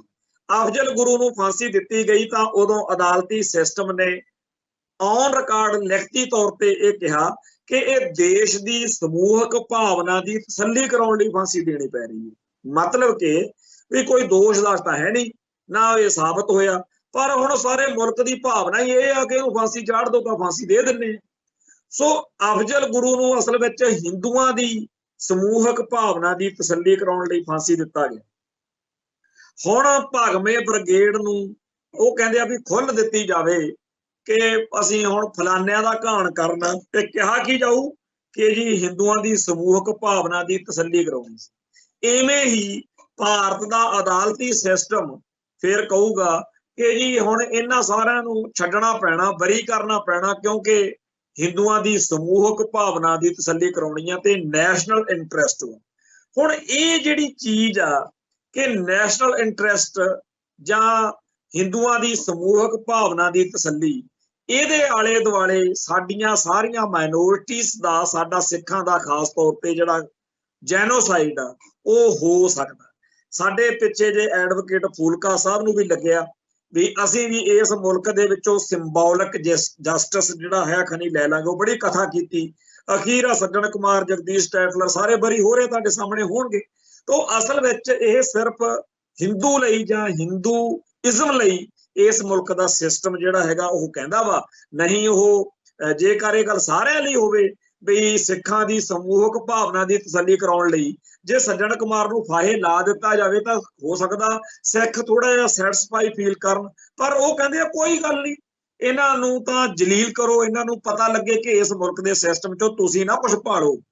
ਤੇ ਅਗਲਿਆਂ ਨੇ ਇਹ ਇੱਕ ਮੋਦੀ ਦੇ ਸਿਰ ਦੇ ਉੱਤੇ ਜਿਵੇਂ ਤਲਵਾਰ ਲਮਕਾਈ ਹੁੰਦੀ ਆ, ਉਹਨਾਂ ਨੇ ਰੱਖਿਆ ਹੋਇਆ ਕਿ ਜੇ ਤਾਂ ਮੋਦੀ ਸਾਹਿਬ ਤੁਸੀਂ ਸਾਨੂੰ ਦੇਸ਼ ਦੀ ਸਮੂਹਕ ਭਾਵਨਾ, ਯਾਨੀ ਕਿ ਅਸਲ ਵਿੱਚ ਤਾਂ ਹਿੰਦੂ ਦੀ ਸਮੂਹਕ ਭਾਵਨਾ ਤੇ ਨੈਸ਼ਨਲ ਇੰਟਰਸਟ ਦੇ ਨਾਂ ਦੇ ਉੱਤੇ ਹਿੰਦੂ ਪੱਖ ਦੇ ਵਿੱਚ ਕੰਮ ਕਰਨ ਦਿਓਗੇ ਤਾਂ ਠੀਕ ਆ, ਤੇ ਜੇ ਕਿਤੇ ਤੁਸੀਂ ਇਹ ਚ ਕੋਈ ਕਿਸੇ ਕਾਰਨ ਅਟਕਾਰ ਪਾਉਂਦੇ ਹੋ ਤਾਂ ਫਿਰ ਅਸੀਂ ਜੋਗੀ ਆਦਿੱਤਿਆਨਾਥ ਲੈ ਆਵਾਂਗੇ, ਅਸੀਂ ਸਾਧਵੀ ਪ੍ਰਗਿਆ ਲੈ ਆਵਾਂਗੇ। ਸਾਡੇ ਕੋਲੇ ਬੜੇ ਨੇ ਜਿਹੜੇ ਤੁਹਾਡੇ ਨਾਲੋਂ ਜ਼ਿਆਦਾ ਕੱਟੜ ਤਰੀਕੇ ਨਾਲ ਭਾਰਤ ਦੇ ਵਿੱਚ ਹਿੰਦੂ ਰਾਸ਼ਟਰ ਦਾ ਝੰਡਾ ਜਿਹੜਾ ਹੈਗਾ ਉਹਨੂੰ ਮਜ਼ਬੂਤ ਕਰ ਸਕਦੇ ਆ। ਇਸ ਸਾਰੇ ਕਾਸੇ ਬਾਰੇ ਸਾਡੀ ਕੌਮ ਦੀ ਨੀਤੀ ਕੀ ਹੋਣੀ ਚਾਹੀਦੀ ਹੈ? ਖਾਲਿਸਤਾਨ ਅਸਲ ਵਿੱਚ ਭਾਈ ਹਰਜਿੰਦਰ ਸਿੰਘ ਜੰਦਾਲ ਨੇ ਵੀ ਆਪਦੀ ਜਿਹੜੀ ਰਾਸ਼ਟਰਪਤੀ ਨੂੰ ਚਿੱਠੀ ਲਿਖੀ ਆ ਉਹਦੇ ਚ ਗੱਲ ਲਿਖੀ ਕਿ ਖਾਲਿਸਤਾਨ ਉਹਨਾਂ ਅਤਿਆਚਾਰਾਂ ਦੀ ਦੇਣ ਆ ਜਿਹੜੇ ਭਾਰਤੀ ਹਕੂਮਤ ਨੇ ਸਾਡੇ ਉੱਤੇ ਕੀਤੇ। ਖਾਲਿਸਤਾਨ ਅਸਲ ਵਿੱਚ ਉਹਨਾਂ ਸੰਭਾਵਿਤ ਹਮਲਿਆਂ ਤੋਂ, ਆਪਦੀ ਜੈਨੋਸਾਈਡ ਤੋਂ ਬਚਣ ਦਾ ਰਾਹ ਆ ਕਿ ਸਾਡੇ ਦਰਿਆਈ ਪਾਣੀ, ਸਾਡੀ ਬੋਲੀ, ਸਾਡਾ ਧਰਮ, ਸਾਡੇ ਧਰਮ ਸਥਾਨ, ਸਾਡਾ ਸਾਰਾ ਕੁਝ ਤਾਂ ਹੀ ਬਚ ਸਕਦਾ ਜੇਕਰ ਸਾਡੇ ਕੋਲੇ ਆਪਦਾ ਆਜ਼ਾਦ ਪ੍ਰਭੂ ਸੱਤਾ ਸੰਪੰਨ ਮੁਲਕ ਹੋਵੇ। ਇਸ ਨੀਤੀ, ਇਸ ਏਜੰਡੇ ਪ੍ਰਤੀ ਜੇਕਰ ਕਿਸੇ ਸਿੱਖ ਨੂੰ ਸਮਝ ਘੱਟ ਵਾ ਉਹਨੂੰ ਸਮਝਾਉਣਾ ਪਊਗਾ। ਇਸ ਵੇਲੇ ਸਾਡੇ ਚ ਦੋ ਤਰ੍ਹਾਂ ਦੇ ਸਿੱਖ ਨੇ, ਇੱਕ ਉਹ ਜਿਹੜੇ ਖਾਲਿਸਤਾਨ ਲਈ ਸਮਰਪਿਤ, ਇੱਕ ਉਹ ਜਿਹੜੇ ਖਾਲਿਸਤਾਨ ਵੱਲ ਅਜੇ ਨਹੀਂ ਆਏ ਪਰ ਕੋਈ ਘਟਨਾ ਵਾਪਰੇ, ਕੋਈ ਇਹੋ ਜਿਹੀ ਗੱਲ ਝਟਕਾ ਲੱਗੇ ਜਿਹਦੇ ਨਾਲ ਉਹ ਵੀ, ਮੈਂ ਇਹ ਗੱਲ ਫਿਰ ਕਹਿਣੀ ਚਾਹੁੰਦਾ, ਹਿੰਦੁਸਤਾਨ ਪੱਖੀ ਸਿੱਖ ਕੋਈ ਨਹੀਂ ਹੈ, ਇੱਕ ਵੀ ਸਿੱਖ ਭਾਰਤ ਮਾਤਾ ਪੱਖੀ ਨਹੀਂ ਹੈ। ਜਿਹੜੇ ਕਹਿੰਦੇ ਵੀ ਆ ਨਾ ਕਿ ਅਸੀਂ ਭਾਰਤ ਮਾਤਾ ਪੱਖੀ ਆ, ਅਸਲ ਵਿੱਚ ਉਹਨਾਂ ਨਾਲ ਕੋਈ ਇਹੋ ਜਿਹਾ ਸਦਮਾ, ਕੋਈ ਇਹੋ ਜਿਹੀ ਗੱਲ ਸਿੱਧੇ ਤੌਰ ਤੇ ਜਦੋਂ ਵਾਪਰੀ, ਜਿਹੜੇ ਆ ਖਾਲਿਸਤਾਨੀ ਬਣੇ ਆ ਇਹਨਾਂ ਨੂੰ ਵੀ ਤਾਂ ਏਦਾਂ ਹੀ ਬਣਾਇਆ। ਮੈਂ ਗਰੰਟੀ ਦਿੰਦਾ, ਲੈ ਕੇ ਦਿੰਦਾ ਵੀ ਕਿਸੇ ਸਿੱਖ ਨੂੰ ਕੋਈ ਸਮਝਾ ਕੇ ਗੱਲਾਂ ਬਾਤਾਂ ਦੱਸ ਕੇ, ਜਿਹਨੂੰ ਇਹ ਇੰਡੀਆ ਵਾਲੇ ਕਹਿੰਦੇ ਜੋ ਭੜਕਾਉਂਦੇ ਆ ਫਲਾਨਾ, ਏਦਾਂ ਕਿਸੇ ਨੂੰ ਵੀ ਖਾਲਿਸਤਾਨੀ ਨਹੀਂ ਬਣਾਇਆ ਜਾ ਸਕਦਾ, ਨਹੀਂ ਬਣ ਸਕਦਾ। ਖਾਲਿਸਤਾਨੀ ਬਣਾਉਣ ਲਈ ਭਾਰਤੀ ਹਕੂਮਤ ਦੇ ਉਹ ਜ਼ੁਲਮ ਜ਼ਿੰਮੇਵਾਰ ਨੇ, ਉਹ ਧੱਕੇਸ਼ਾਹੀਆਂ, ਬੇਇਨਸਾਫੀਆਂ, ਵਿਤਕਰੇ, ਡਿਸਕ੍ਰਿਮੀਨੇਸ਼ਨ ਉਹ ਜ਼ਿੰਮੇਵਾਰ ਨੇ, ਉਹ ਖਾਲਿਸਤਾਨ ਦੇ ਰਾਹ ਸਿੱਖ ਨੂੰ ਤੋੜਦੇ ਆ। ਸੋ ਅਜੇ ਜੇਕਰ ਕਿਸੇ ਨੂੰ ਝਟਕਾ ਨਹੀਂ ਲੱਗਿਆ ਤੇ ਅਜੇ ਉਹ ਖਾਲਿਸਤਾਨ ਦੇ ਰਾਹ ਨਹੀਂ ਤੁਰਿਆ ਤਾਂ ਇਹਦਾ ਮਤਲਬ ਇਹ ਨਹੀਂ ਕਿਸੇ ਨੂੰ ਹਿੰਦੁਸਤਾਨੀ ਸਿੱਖ ਕਹੀਏ। ਅਸੀਂ ਇਹ ਕਹੀਏ ਕਿ ਸਾਡੇ ਕੋਲੇ ਦੋ ਵਰਗ ਨੇ, ਇੱਕ ਖਾਲਿਸਤਾਨੀ ਸਿੱਖ, ਇੱਕ ਜਿਹੜੇ ਖਾਲਿਸਤਾਨ ਵੱਲ ਅਜੇ ਆਏ ਨਹੀਂ, ਆਉਣ ਦਾ, ਆ ਜਾਣ ਦਾ ਉਹਨਾਂ ਦਾ ਅਜੇ ਰਾਹ ਨਹੀਂ ਬਣਿਆ, ਕੋਈ ਗੱਲ ਉਹਨਾਂ ਦਾ ਸਬੱਬ ਨਹੀਂ ਬਣਿਆ, ਉਹ ਵੀ ਆ ਜਾਣਗੇ। ਹਿੰਦੁਸਤਾਨ ਪੱਖੀ ਸਿੱਖ ਸਾਰੇ ਸੰਸਾਰ ਦੇ ਵਿੱਚ ਇੱਕ ਵੀ ਨਹੀਂ, ਤੇ ਉਹ ਸਾਰੇ ਦੇ ਸਾਰੇ ਸਿੱਖ ਭਾਰਤੀ ਨਹੀਂ ਹੈ, ਉਹ ਖਾਲਿਸਤਾਨੀ ਨੇ। ਉਹਨਾਂ ਨੂੰ ਸਭ ਨੂੰ ਪਤਾ ਕਿ ਇਹ ਸਾਨੂੰ ਹਿੰਦੂ ਕਹਿ ਕੇ, ਸਿੱਖ ਤਾਂ ਹਿੰਦੂ ਨੇ, ਦੂਜਾ ਭਾਰਤੀ ਕਹਿ ਕੇ ਅਸਲ ਵਿੱਚ ਸਾਡੇ ਧਰਮ, ਬੋਲੀ ਤੇ ਸੱਭਿਆਚਾਰ, ਸਾਡੀ ਆਇਡੈਂਟੀਟੀ ਨੂੰ ਖਤਮ ਕਰਨਾ ਚਾਹੁੰਦੇ ਆ। ਇਹ ਉਹੀ ਗੱਲ ਆ ਜਿਹੜੀ ਦੀਪ ਸਿੱਧੂ ਨੇ ਕਹੀ ਸੀ ਕਿ ਸਾਡੀ ਹੋਂਦ ਦਾ ਸਵਾਲ ਆ। ਇਸੇ ਗੱਲ ਦੇ ਉੱਤੇ ਹੋਰ ਵੀ ਬਹੁਤ ਸਾਰੇ ਨੌਜਵਾਨ, ਹੋਰ ਸਾਰੀਆਂ ਧਿਰਾਂ, ਧੜੇ, ਜਥੇਬੰਦੀਆਂ, ਇਹਨਾਂ ਦਿਨਾਂ 'ਚ ਭਾਈ ਅਮਰਤਪਾਲ ਸਿੰਘ ਜਿਹੜੇ ਆ ਉਹ ਡਿਬਰੂਗੜ੍ਹ ਜੇਲ੍ਹ 'ਚ ਆ, ਉਹਨਾਂ ਦਾ ਇਹਨਾਂ ਦਿਨਾਂ 'ਚ ਇੱਕ ਭੁੱਖ ਹੜਤਾਲ ਦਾ ਚਰਚਾ ਆ। ਉਹਨਾਂ ਦੀ ਸਿੰਘਣੀ ਨੇ ਵੀ ਭੁੱਖ ਹੜਤਾਲ ਰੱਖੀ ਆ ਕਿਉਂਕਿ ਉਹਨਾਂ ਦੇ ਵਕੀਲ ਜਿਹੜੇ ਰਾਜਦੇਵ ਸਿੰਘ ਖਾਲਸਾ, ਉਹਨਾਂ ਨੂੰ ਮਿਲਣ ਨਹੀਂ ਦਿੱਤਾ ਜਾ ਰਿਹਾ। ਇਸ ਤਰੀਕੇ ਦਾ ਇਸ ਮੁਲਕ ਦਾ ਸਿਸਟਮ ਆ। ਅਸੀਂ ਸਾਰੇ ਭਾਈਚਾਰੇ ਨੂੰ, ਖਾਲਸਾ ਪੰਥ ਨੂੰ ਤੇ ਖਾਲਸਾ ਪੰਥ ਤੋਂ ਜਿਹੜੇ ਨੇੜੇ ਆ, ਜਿਹੜੇ ਪਿਆਰ ਕਰਦੇ ਆ, ਉਹਨਾਂ ਨੂੰ ਵੀ ਤੇ ਵਿਰੋਧੀਆਂ ਨੂੰ ਵੀ ਇਹ ਬੇਨਤੀ ਕਰਦੇ ਆ ਕਿ ਸ਼ਾਂਤੀ ਬਣਾਈ ਰੱਖਣ ਦੇ ਲਈ ਯੁੱਧ ਦੀ ਲੋੜ ਹੁੰਦੀ ਹੈ, ਪਰ ਯੁੱਧ ਲੜੇ ਜਾਣ ਤੋਂ ਪਹਿਲਾਂ ਵੀ ਇੱਕ ਹਾਲਾਤ ਹੁੰਦੇ ਨੇ ਜਿੱਥੇ ਟੇਬਲ ਟਾਕ ਰਾਹੀਂ ਬਹਿ ਕੇ ਗੱਲ ਜਿਹੜੀ ਆ ਉਹ ਨਿਬੇੜ ਲੈਣੀ ਚਾਹੀਦੀ ਹੁੰਦੀ ਆ। ਸੋ ਬਥੇਰਾ ਖੂਨ ਇਸ ਮੁਲਕ ਦੇ ਵਿੱਚ ਤੇ ਹੋਰਨਾਂ ਥਾਵਾਂ ਤੇ ਵਗ ਗਿਆ। ਭਾਈ ਹਰਦੀਪ ਸਿੰਘ ਨਿੱਜਰ ਦੇ ਕਤਲ ਤੋਂ ਬਾਅਦ ਕਿਸੇ ਹੋਰ ਘਰ ਦੇ ਵਿੱਚ ਸੱਥਰ ਨਾ ਵਿਛੇ, ਕਿਸੇ ਸਿੱਖ ਦੇ ਵੀ ਨਾ ਵਿਛੇ, ਕਿਸੇ ਹੋਰ ਦੇ ਵੀ ਨਾ ਵਿਛੇ। ਇਹ ਸਾਡੀ ਕਾਮਨਾ, ਪਰ ਇਹ ਤਾਂ ਪੂਰੀ ਹੋਏਗੀ ਜੇਕਰ ਸਾਡੇ ਜਿਹੜੇ ਇਹ ਭਾਰਤ ਮਾਤਾ ਕੇ ਲਾਲ ਨੇ ਉਹ ਖਾਲਿਸਤਾਨੀ ਧਿਰਾਂ ਨੂੰ, ਸਿੱਖ ਜਗਤ ਨੂੰ ਕਹਿਣ ਕਿ ਆਓ ਸਾਡੇ ਨਾਲ ਬਹਿ ਕੇ ਗੱਲ ਕਰੋ। ਡਾਇਲੌਗ ਤਾਂ ਚੱਲੇ, 2 ਸਾਲ ਲੱਗਣ, 20 ਸਾਲ ਲੱਗਣ, ਕਿਸੇ ਨਤੀਜੇ ਤੇ ਪਹੁੰਚੀਏ, ਕਿਸੇ ਗੱਲ ਤੇ ਪਹੁੰਚੀਏ। ਸੋ ਇੱਥੇ ਸਮਾਪਤੀ ਆ। ਨਾਨਕ ਨਾਮ ਚੜ੍ਹਦੀ ਕਲਾ, ਤੇਰੇ ਭਾਣੇ ਸਰਬੱਤ ਦਾ ਭਲਾ। ਵਾਹਿਗੁਰੂ ਜੀ ਕਾ ਖਾਲਸਾ, ਵਾਹਿਗੁਰੂ ਜੀ ਕੀ ਫਤਿਹ।